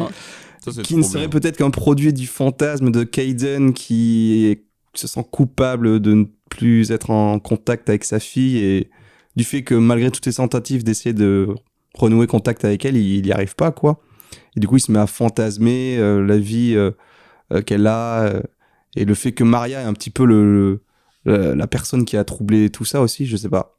Bah, c'est aussi une des seules personnes à blâmer, c'est pour ça qu'il l'a blâmé. Mais par contre, moi, je prends pas la défense de truc de Maria, parce qu'à un moment, quand ils se rencontrent justement à Berlin, elle lui dit clairement que... Ou alors c'est pour le Ils faire sont dans chier, des plans tu vois. à 6, là, on comprend rien. Oui, oui. C'est des hippies. Non, C'est des artistes. C'est des artistes, exactement. non, mais elle dit clairement que oui, ils avaient couché ensemble avec la fille, du coup. Non, pas à cet âge-là, je crois. Bah, Elle a si. Non, 11 c'est ans. après. Non, Ah ouais, là, il c'est vient après. parce Oui, mais qu'il voit c'est qu'elle a un après. tatouage. Après, c'est perturbant. Bah oui. Soit parce qu'elle est elle majeure, mineure. enfin, genre, c'est comme un deuxième parent et ils couchent ensemble. Ouais, Enfin, non, mais- c'est de la Et, pédophilie. et Maria, après, chelou. ouais. Maria est chelou, effectivement. D'ailleurs, l'actrice Jennifer Jason Leigh, c'est elle qui joue le personnage de Lisa, du coup, dans Anomalisa. Mm. Donc en Ah, fait, ok. c'est elle qui fait la voix, voilà. Donc on Ok. retrouve un peu des collaborateurs.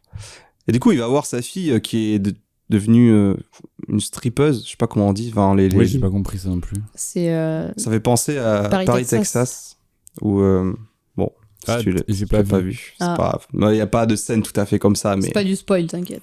oui, non. Ok, ça va. Mais du coup, là, ça se passe où? Ça se passe à Berlin ou à New York? Il est allé la voir, il l'a retrouvée, il est effondré et tout en mode ah, c'est moi ton Et père. oui, She's c'est vrai, my c'est vrai qu'il y a daughter. des trucs qui changent. Enfin, des trucs géographiquement aussi qui sont bizarres. De quoi?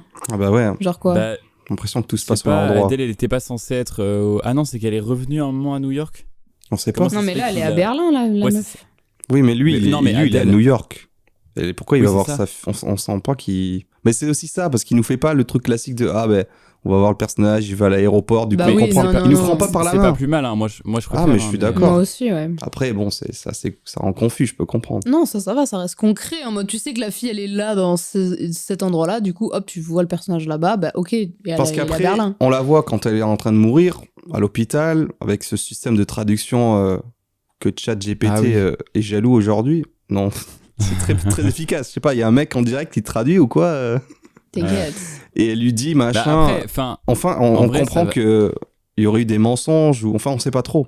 Genre, ouais. elle aurait une version des faits par Maria qui disait oui, en fait ton père était homosexuel et il avait un amant, c'est pour ça que ta mère l'a quitté et tout. Il voulait pas s'avouer, et il a jamais pensé à toi toute sa vie et tout.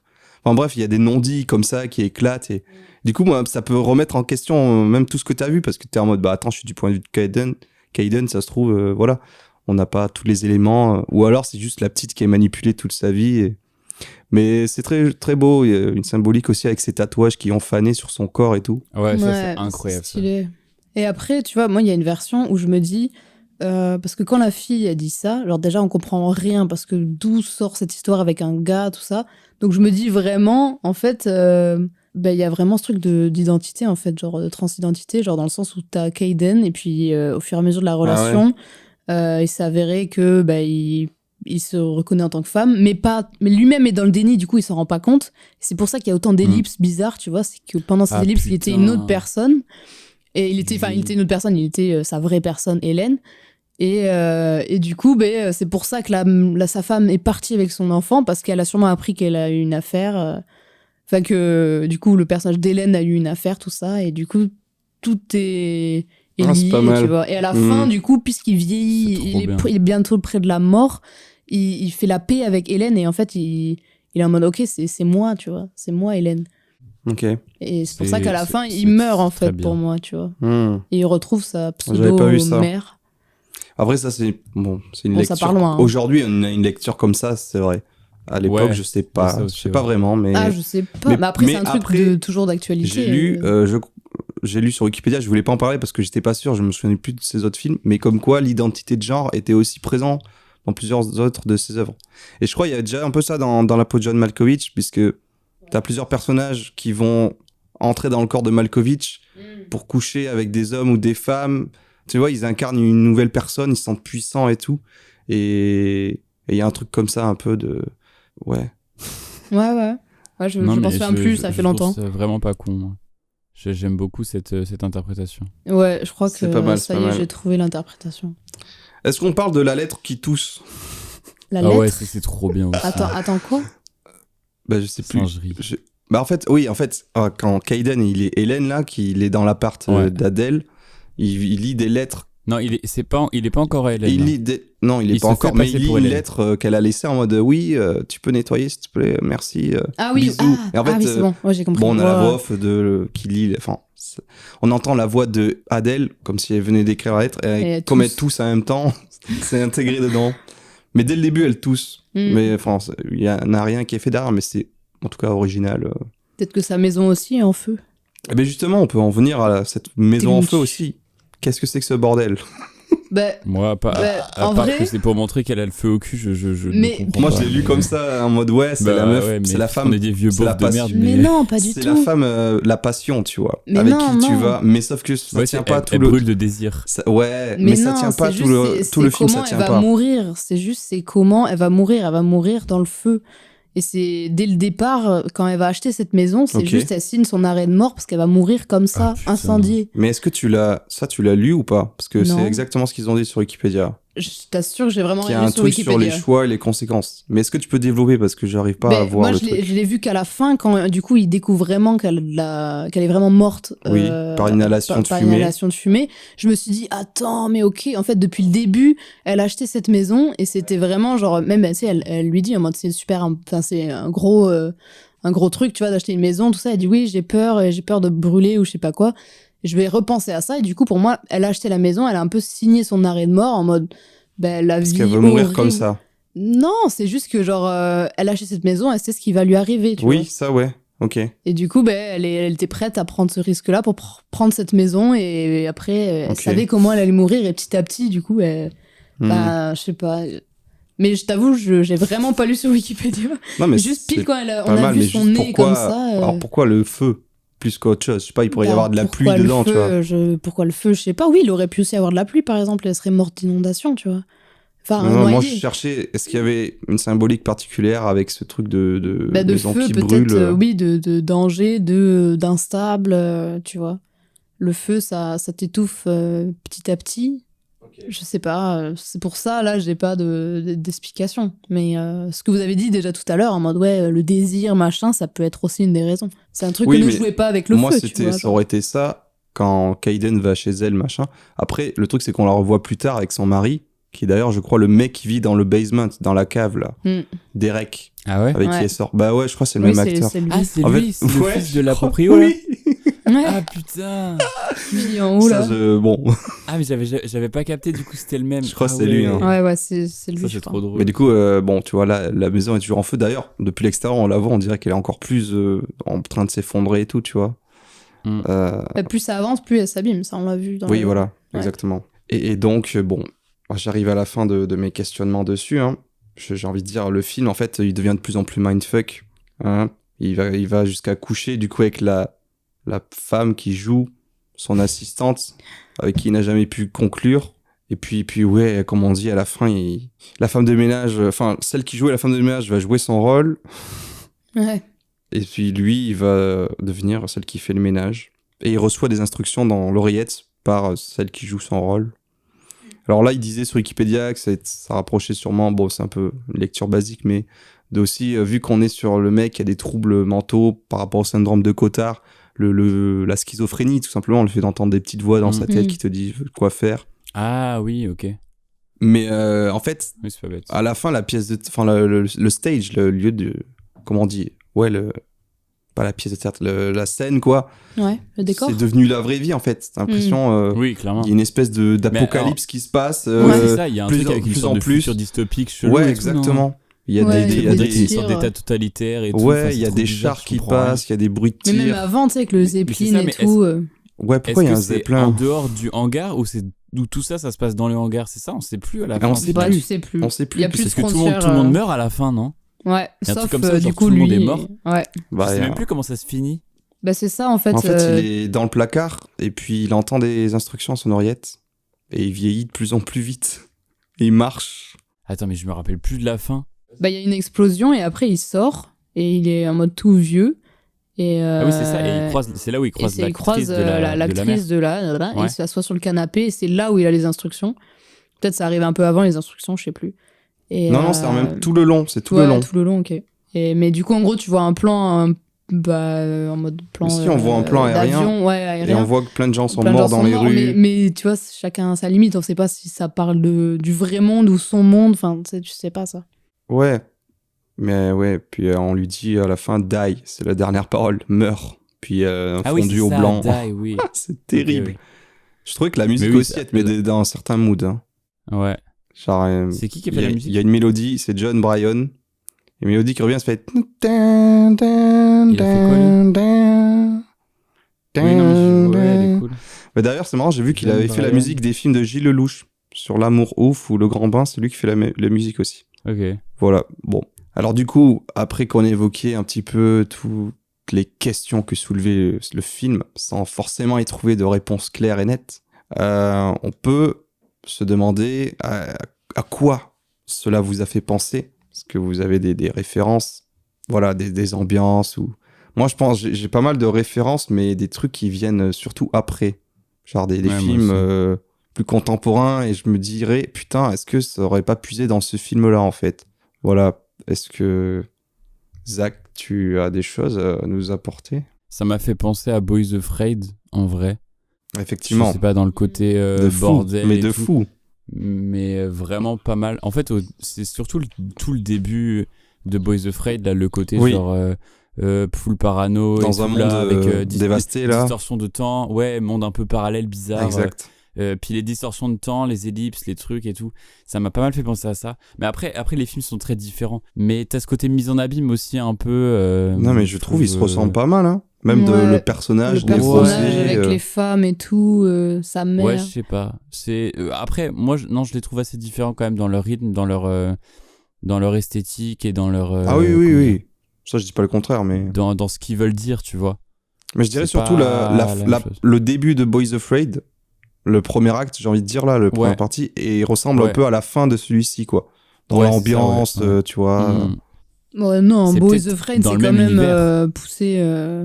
Non, c'est beaucoup plus. Tu sens vraiment beaucoup plus l'angoisse du personnage. Enfin, on la comprend, l'angoisse. Alors que là, dans Synecdoche, tu t'es moins avec lui sur ce niveau-là, je trouve. Tu vas plus le juger Ouais, non, mais c'est pas pareil, que compatir, tu vois.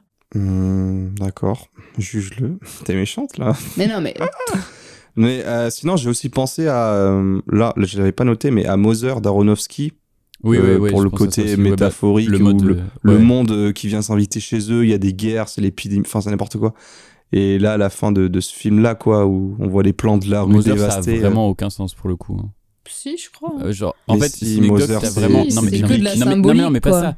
Pas aucun sens, mais je veux dire, Synecdoche, t'as vraiment une histoire que tu suis du début à la fin, mais c'est le bordel. Ouais. Et Mother, il n'y a pas vraiment d'histoire, c'est plus une sorte de suite de trucs bizarres qui ont des symboliques. Mais Ah ouais? tu sais, on en avait parlé de Mother parce qu'on l'a vu ensemble aussi, je crois. Ouais. On l'avait non, revu c'est ensemble. Mother, c'est un truc biblique, quoi. Mais oui, c'est ça, mais je veux dire, il n'y a pas vraiment d'histoire Ah, pour moi, si. réaliste Hein. derrière ça, tu vois. Ah oui, c'est tout dans la symbolique. Oui, Oui, mais c'est ça, tu c'est ça que suis je veux les dire. mêmes personnages, il y a quand même Oui, une mais- ligne. Ok. Mais est-ce que tu saurais me C'est de dire c'est quoi l'allégorie. l'histoire de Mother là comme ça? Non, je m'en souviens plus Mais trop. Sinon, si, tu vas dans une moi, maison, À mais part il se là, passe des avec trucs. quand ils tiennent le bébé, là, ça, je me En souviens. fait, Jennifer Lawrence, c'est Ouais. une création de Dieu qui représente à la fois Oui, mais ils le l'humain, disent pas, ça qui aussi, représente... c'est- Mais bien sûr, c'est pas dit clairement. Mais Ouais.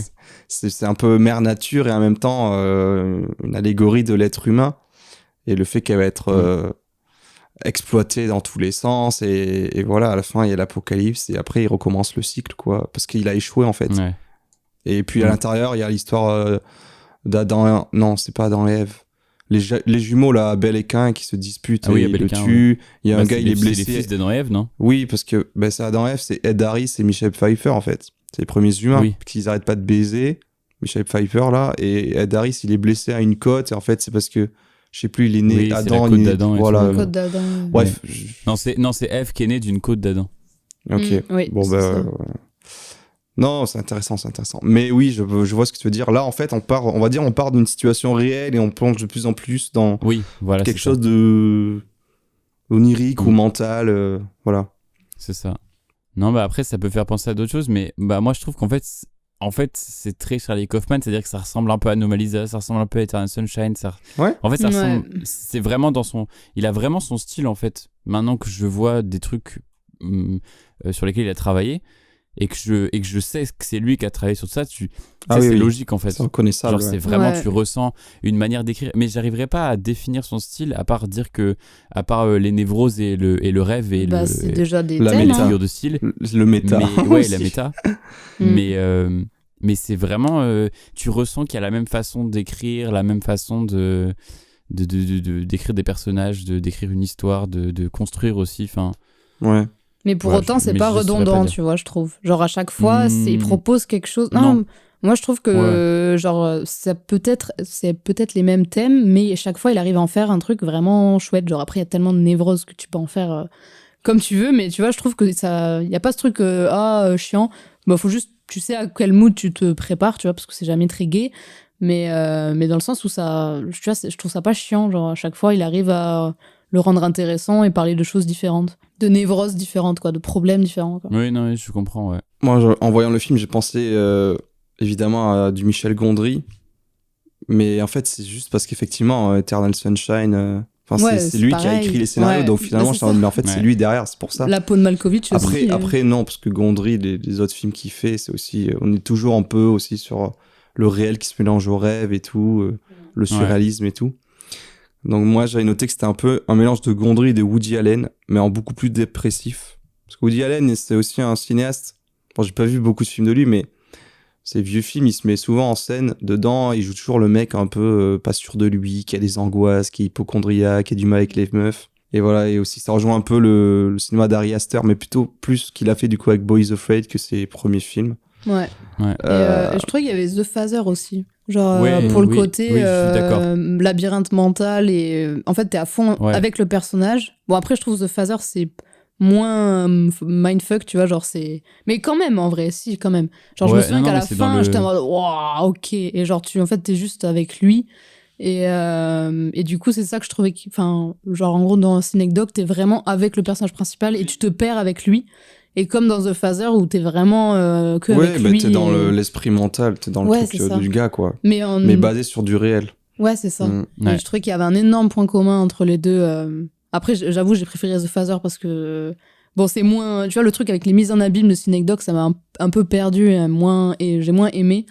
Mais ouais, il y a totalement ce truc de labyrinthe mental où enfin, t'es vraiment avec le personnage et quand le personnage s'en rend compte, tu t'en rends compte pour The Phaser. Et là, Synecdoche, il y a pas vraiment de. Il s'en rend compte, quoi. C'est juste sans fin et exponentiel. Moi, j'ai aussi pensé à des films what the fuck comme Réalité de Quentin Dupieux, où tu perds les pédales petit à petit et après tu peux plus comprendre. Après, même si Réalité, on est beaucoup plus dans quelque chose d'absurde. Mais j'étais pas étonné après de voir sur Letterboxd, Quentin Dupieux, il aime bien Synecdoche New York. Il a noté 4,5, Ouais. ce qui est rare pour C'est lui. pas- Qu'est-ce qu'il y a? C'est pas un exemple. C'est quoi que tu De veux quoi, dire? c'est pas un exemple?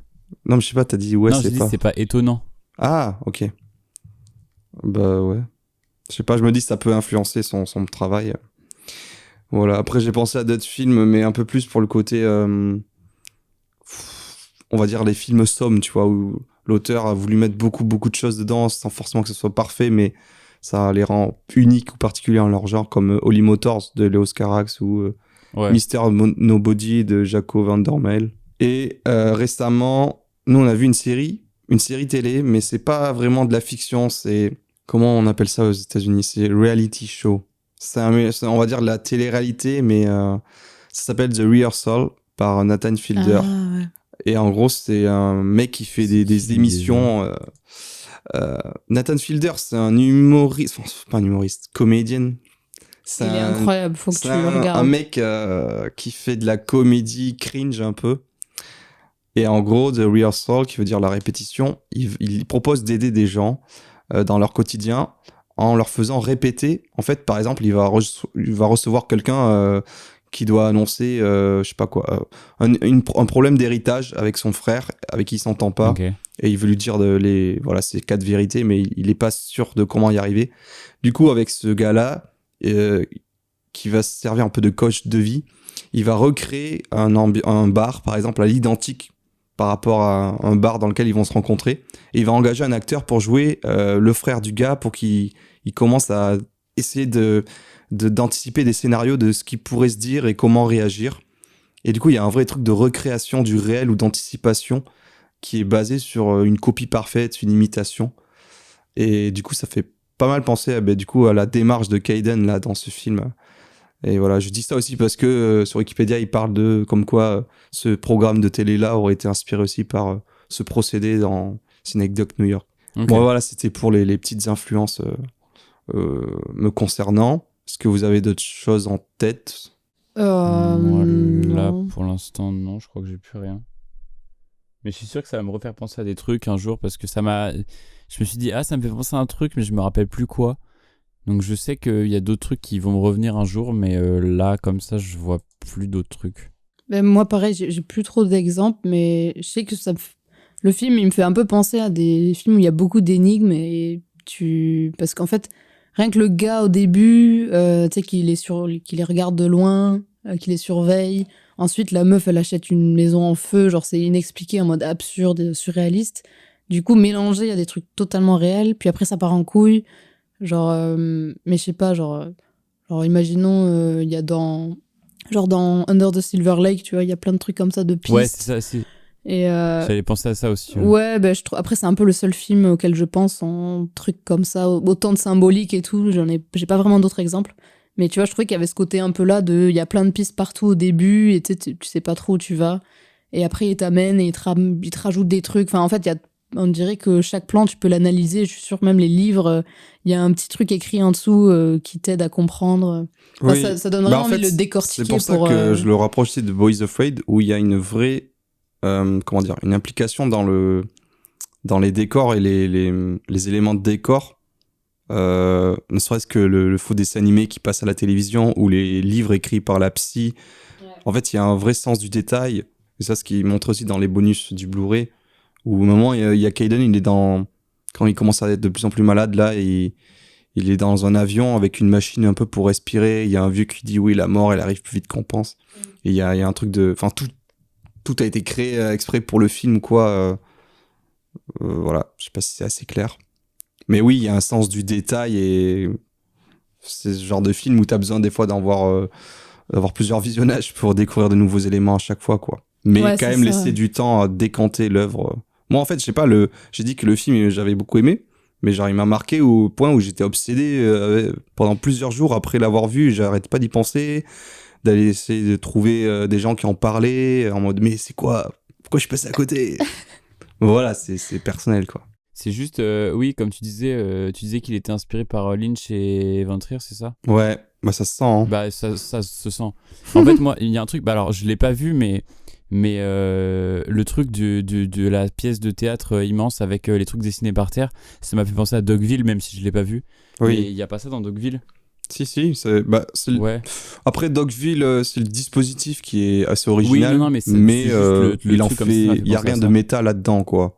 C'est juste c'est un exercice mais oui, de style, quoi. Mais oui, dans les personnages, dans la manière un peu de faire et ouais, si ça... en fait, si Lynch j'ai vu pour la première fois là Eraserhead l'autre jour et bon, c'est pas non plus à ce point-là, mais ouais, il y a un truc un peu Lynch quand même dans le côté décalé, truc bizarre qui a une interprétation, mais en même temps tu penses qu'il se fout un peu de ta gueule quand même, mais il y a un mix de trucs où en même temps c'est ta gueule, c'est onirique, et en même temps tu sens qu'il y a quand même quelque chose derrière qui a creusé, mais ouais. tu sais que tu peux passer des heures à chercher un truc qui en vrai n'a pas d'explication, tu vois. Et je trouve qu'il y a vraiment ce côté-là aussi. Ouais, c'est vrai. Bah après, je trouve Lynch est beaucoup plus obscur des fois dans ses travaux. Oui, clairement. Et il est assez hermétique. Pour avoir des réponses de lui, c'est compliqué. Alors que Kaufman, il va quand même s'intéresser aux relations entre les gens, tu vois. c'est des trucs humains, tout simples, et juste il va décortiquer un petit peu, venir gratter sous le vernis et essayer de représenter quelque chose de mental, mais visuellement. Et du coup, c'est ça qui nous perd, quoi. La séance est terminée, il est temps de faire un bilan et de lancer le générique.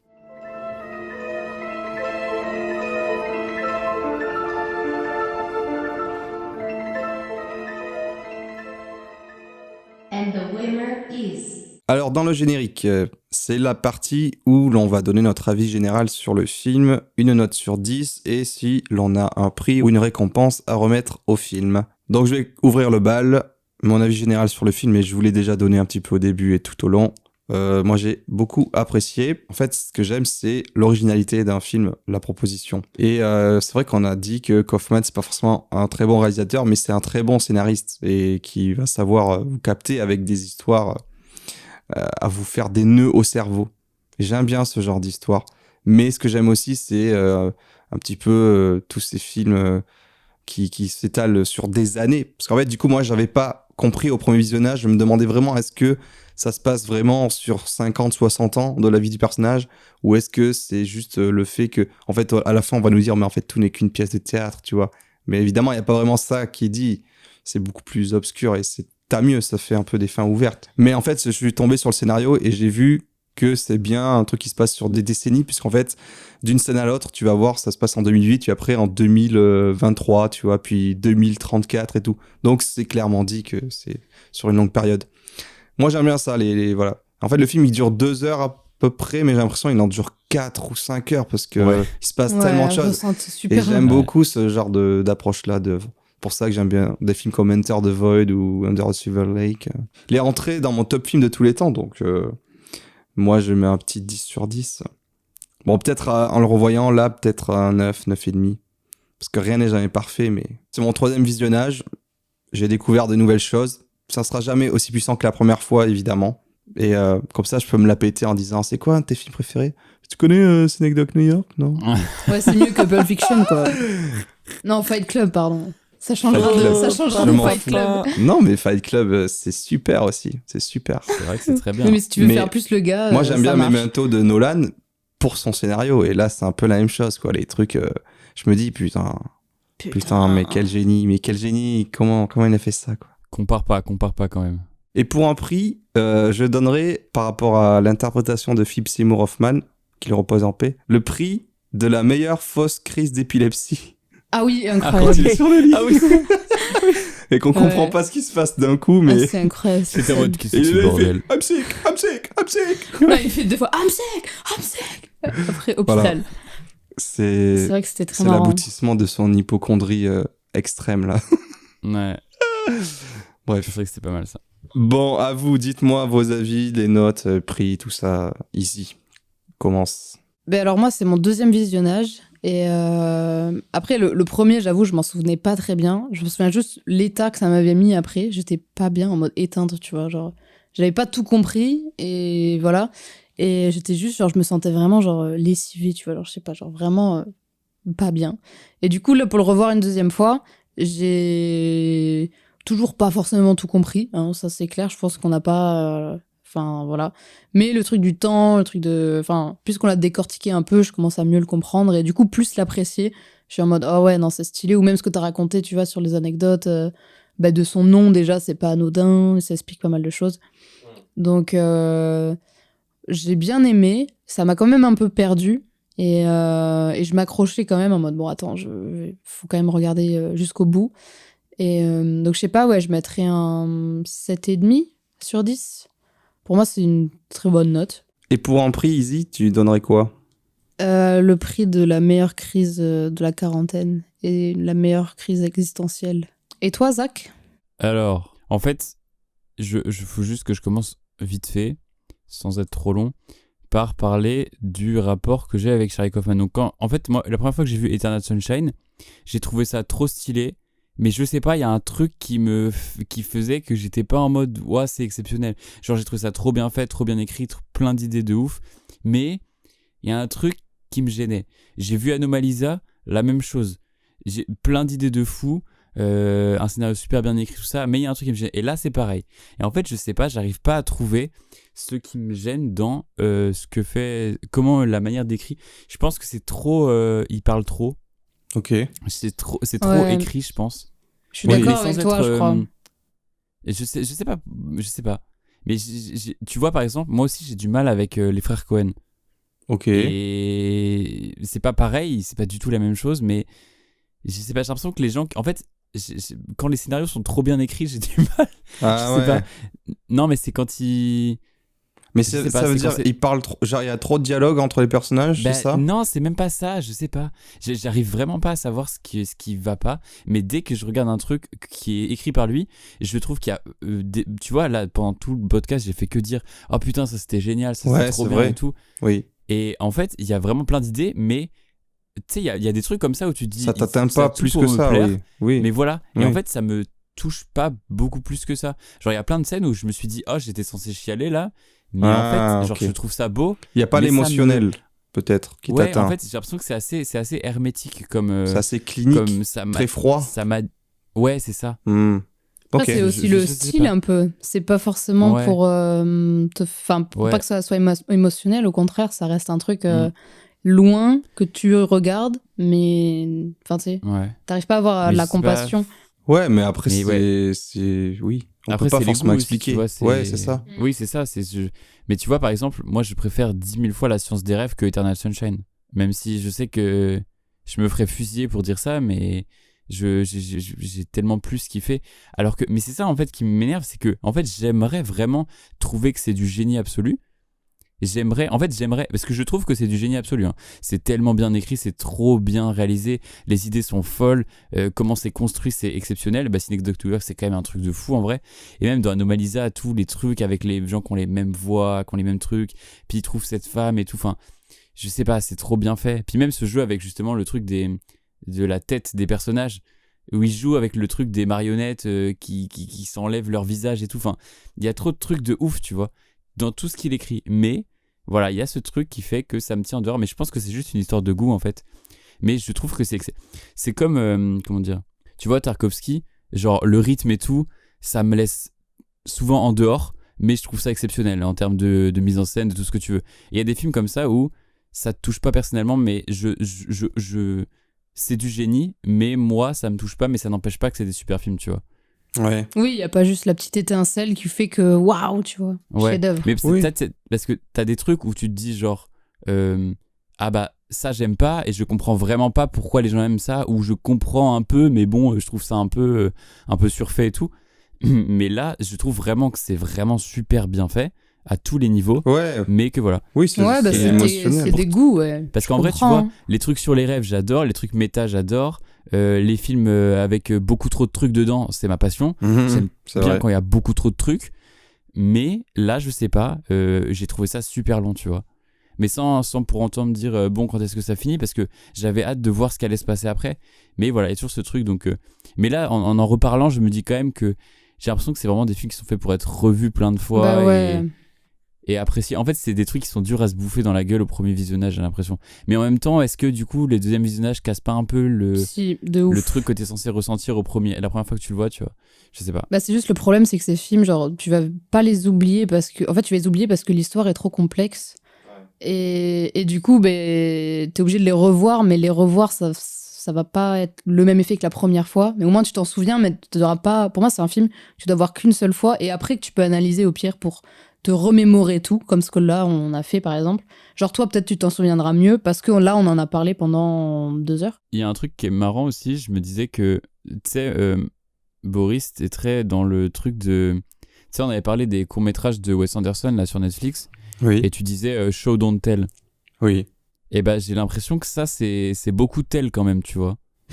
Ça tell vachement. Non. Et il y a plein de trucs où je me suis dit, mais pourquoi ils en parlent de ça, tu sais, genre, en fait, c'est ça, c'est qu'ils parlent trop tout le temps.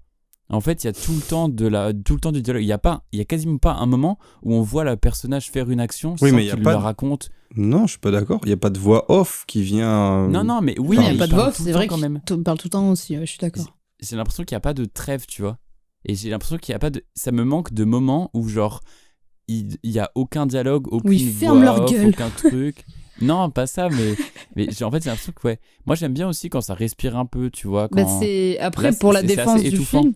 Pour la défense du film, c'est le temps qui fait ça aussi. T'as pas le temps de respirer. Oui, oui. Il voit même pas le temps passer. Tu crois qu'il a le temps de respirer Non, mais en vrai, et en fait, avoir c'est des voulu blancs, aussi, non? c'est ça, ouais. Pour Par moi, contre, là, c'est voulu, tu vois. Si tu aimes les films de Wes Anderson qu'il fait récemment, Bah, oui, c'est ça. Non, mais par contre, c'est The French Dispatch, tu vois, contradictoire. c'est pour ça que The French Dispatch, c'est pour ça que je l'ai pas aimé. C'est horrible, d'accord. ça. Enfin, quand que j'ai même. beaucoup moins aimé parce que c'est Ouais. infernal, The French Dispatch. c'est vrai, ok.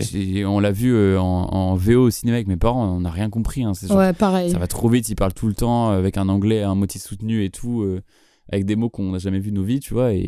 Mais oui, c'est vrai que ces films, ils sont assez denses en Tu information. vois ce que je veux dire, voilà. Mais voilà, donc moi je pense que c'est juste une histoire de goût, mais je trouve ça super bien. Mais personnellement, c'est pas le genre de truc je reste toujours un peu en dehors. Ouais, Mais ça voilà, te du coup, transporte là, pas. Ouais, voilà. Ouais, Mais ok. alors que pourtant il y a tout pour, mais je reste un peu en dehors. Et du coup j'ai mis 7 quand même. Mais en vrai c'est un 7 qui va vers le 8. Un 7,5, quoi. Ouais.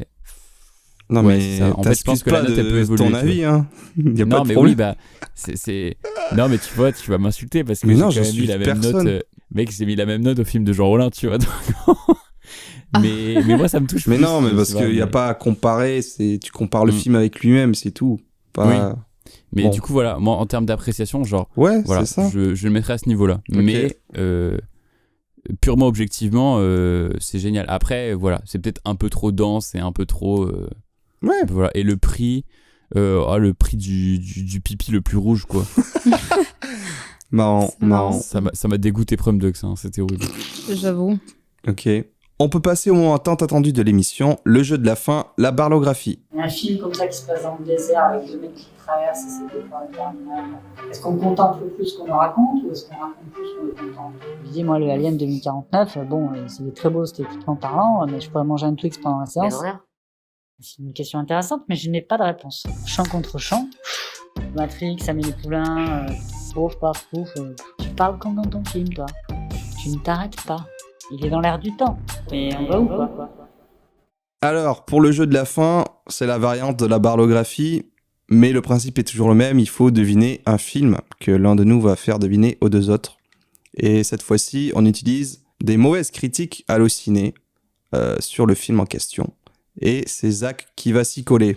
Oui, c'est à moi. Alors, film insupportable à vomir au message plus que douteux.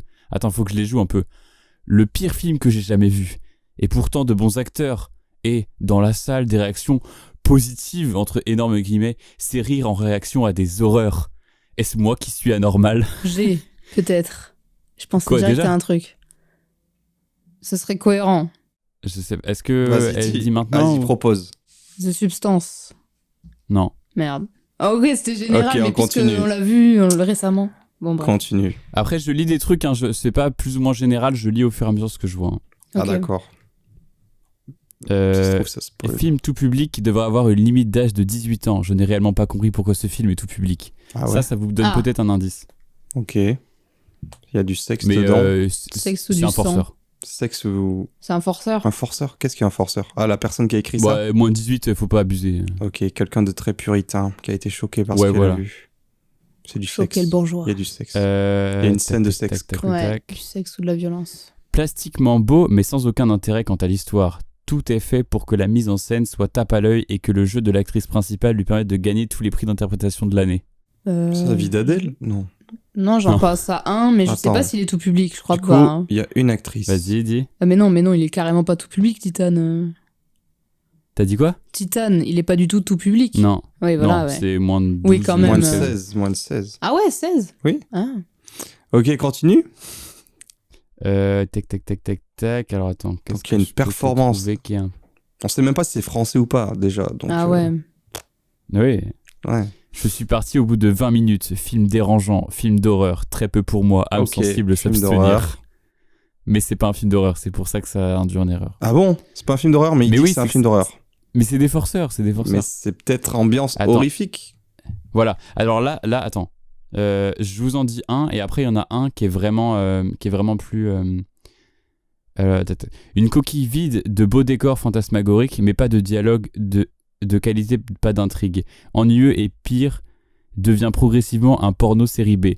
La première fois que je quitte une salle avant la fin. Il y a pas de dialogue. Hein? La personne a dit qu'il y a pas de dialogue. Il dit, mais pas de dialogue de qualité, pardon, c'est moi qui ai mal mais ça dit. devient un porno à la fin. Ouais. C'est pas à la fin, il dit ça devient progressivement un porno de série B. Oula. Mais du coup, il y a vraiment du cul dedans. Donc c'est le cul, le truc un peu choquant. Ah, Nora. Non. Ben non. Celle-là, ça peut peut-être aider. Film anti-féministe, pervers et malsain. En plus, il est difficile de pas bâiller tant le rythme est mauvais. Ce film prône l'insouciance féminine au détriment de leur responsabilité et donc de leur liberté et de leur pouvoir. Ouh là là. Attends, mais il y avait un commentaire pauvre d'Incel tout à l'heure. Pauvre créature. Ah oui, ouais. c'est ça. Mais il est pas tout public. Je crois qu'il est moins de 12. C'est tout public avec avertissement. Oui, parce que... Ah. Ok. Ah ouais. Parce qu'attends, il y avait un commentaire qui était trop bien où il disait genre ça dénigre l'image de l'homme au profit de la femme libérée ou je sais pas quoi. C'est trop drôle. Attends, mais on l'avait pas déjà fait en plus ce film. Si, on l'a déjà. Ah bon, on l'a déjà fait? Oui, il me semble, mais je l'avais fait moi avec la chèvre et tout. Ah ouais. Mais non, c'était une parlographie. Oui, c'était une parlographie, mais. Ouais, mais du coup, ouais, bon. Ok, non, c'est bon, ça compte. Oublié. Oui, non, ça compte. Ça compte pas, c'est bon. Tu sais, vous avez galéré là, vous étiez là. Quoi, Ah voilà, c'est ça. Bien. C'est ça, c'est celui-là. Sérieux, mais la musique déjà, elle est la pire qu'on puisse faire. C'est un calvaire pour les oreilles et pour les yeux, car le film descend l'image des hommes pour montrer une liberté décadente de la femme. C'est un film porno. Donc n'y allez pas avec des enfants. Ce n'est pas mentionné, mais il y a du sexe. Il y a plus de sexe que de paroles. Oh waouh. Oui, c'est vrai qu'il y a pas mal de scènes de cul, j'avais oublié. Ouais. Mais tranquille, enfin. Okay. Après, j'avoue, tu t'amènes pas tes gosses voir ça. Bah non, mais après, c'est aux gens aussi de se renseigner sur leurs films. Mais grave, enfin, qu'ils se renseignent avant d'aller voir des films. C'est vraiment des mongols. C'est comme Sausage Party, là. C'est pas parce que c'est l'animation que tu vas voir avec tes gosses. Tes gosses. Bon, bah ça, c'est vraiment les débiles mentaux. Deuxième film? Oui. Attends, celui-là il est trop bien. Ce film est nul à chier et emmerdant à en damner un prêtre. Le temps a eu raison de ce film, ou pas en fait. Acteur complètement pitoyable, dialogue sérieux tout le film. Je me demandais pourquoi il a dit ça. À quoi il sert? Il m'a fallu 4 jours pour le finir. Je me suis endormi à chaque fois. Oula. La violence. J'avoue. Ouais. Après, c'est des critiques qui font 150 km de long. Ouais, bah non. Non, t'inquiète. Une œuvre cinématographique effroyable. Le film date de 1985, on croit plus se situer dans les années 50. On a l'impression de visionner un film, somme de tout ce qu'il ne faut pas faire pour produire de la SF qualitative. C'est un film de SF. C'est Subway. Non, je pense à New York 97. Non. Je sais pas si c'est un film de SF nul. Globi Bulgakis est extrêmement mal joué. 1-1 est une vaste bloque, ça veut dire blague, je pense, désavouée par son propre réalisateur. Il a beaucoup vieilli. Ce pourrait être pardonnable évidemment, mais l'indulgence du scénario, la voix off omniprésente et la caricature d'interprétation sont de tout temps de graves fautes. Et il s'est... Ah si, ok, c'est bon. Sont des graves fautes. À voir uniquement en tant que navet culte. Lui, je vais le retrouver, mon pote. 85. Ah, il aime bien le film, Zach. Ouais. Il y a une voix off science-fiction. chiante tout le long. Qu'est-ce qu'il y a en 85? Les Star Wars? Non. Blade Runner, il y a tout ça. C'est Alien? Non, mais non, il n'y a pas de voix off. C'est pas un truc de fantasy, là? Non. C'est français? Américain. Non, c'est pas français. Je suis sûr que c'est américain. Putain, mais j'arrive pas à retrouver de trucs plus courts, ça m'énerve. Brésil. C'est quoi ça? Non.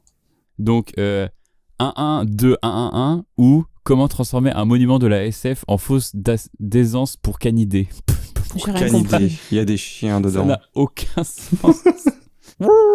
Ah voilà. Il y a des chiens. Comment saccager un chef-d'œuvre littéraire de la science-fiction de l'espace Ah non, putain, mais je sais pas lire. Dune. Comment saccager un chef-d'œuvre littéraire de la science-fiction en l'espace de 2 heures? Ne cherchez plus, 1-1-1 vous donne la réponse. Ah ben elle a dit Dune, c'est pas ça? Oui, c'est Dune. Je suis trop forte. Waouh. Mais ouais, d'accord. De tous les temps. Okay. Et je maintiens, j'en ai rien à foutre. Tu trouves que c'est meilleur que de Lynch? Oui, c'est mieux. Oui. Non, ferme ta gueule. Frérot. Mais non. Mais même Lynch, il aime pas son film, genre. Il a pris 4 Xanax avant de réaliser. Mais il aime même pas son film, il a honte. Il a honte de son film. Mais oui, mais je m'en fous, c'est trop bien. Ouais. S'il l'aime pas, je l'aimerais pour lui. C'est vrai que- Et puis attends, il détourne mais tout le c'est parce propos que je l'ai- du livre. Parce que je lui ai offert en DVD là, ou je sais plus, en coffret. Hein, Oui, c'est celui-là, ouais. c'est pour ça. Non, mais en vrai, non, mais je dis des conneries parce que en vrai, moi, j'aime beaucoup ceux de Villeneuve, mais. Ouais, c'est ça, ouais. Mais le charme des années 80, quoi. Le charme non, du, c'est pas du, ça. du, du- C'est que du pour bouclier moi, Dune, moche. c'est pas aussi gris et aussi clinique que ça, tu vois. Genre, oui. je trouve que Villeneuve, il en a donné un truc qui est très, c'est très froid, c'est très. C'est moderne. Ouais, c'est un peu à la Nolan. Ouais, voilà. C'est pour Ouais, ça que bah j'aime pas. c'est en mode moderne, quoi. Mais C'est en pour même le temps, j'aime regard bien. d'aujourd'hui. Mais voilà. Enfin bref, bon, on est pas là pour parler de ça, mais. Super, merci pour ces petits jeux. Et bien voilà, l'ultime séance touche à sa fin.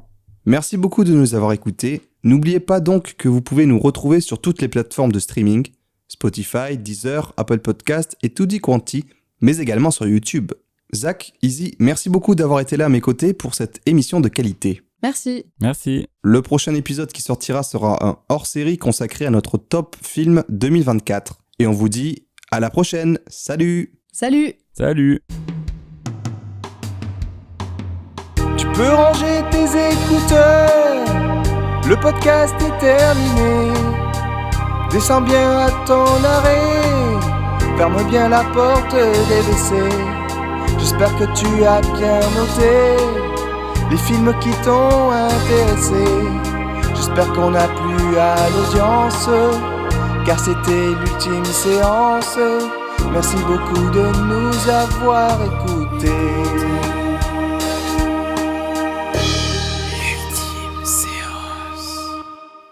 Et bah c'était bien de la merde. Oh, moi j'ai trouvé ça fort Putain, il intéressant. casse les couilles le texte, c'est ce genre de musique là. Peut-être que je reviendrai au prochain spectacle.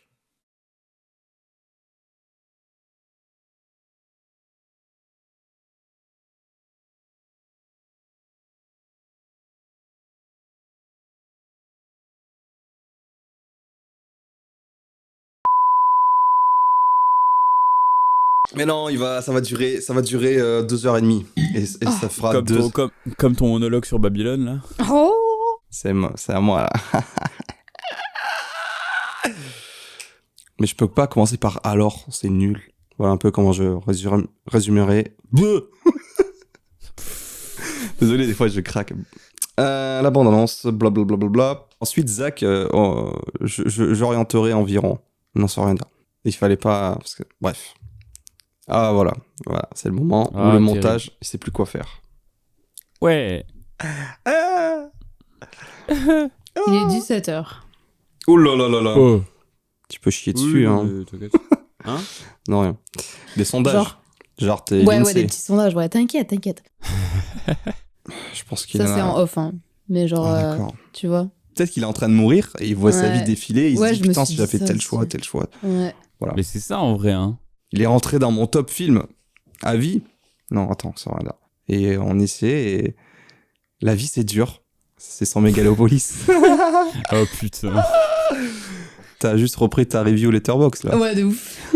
Non mais gars, j'ai un pote, je l'adore, mais il se base pour regarder un film sur le nombre d'étoiles sur Allociné. C'est le pire truc à faire de la vie en vrai. Ils sont plus gentils les anglophones que les français. Hein. Du coup, on peut couper. J'ai 2h12, hein. C'est court, hein. Je pensais faire beaucoup plus long. Allez, je coupe.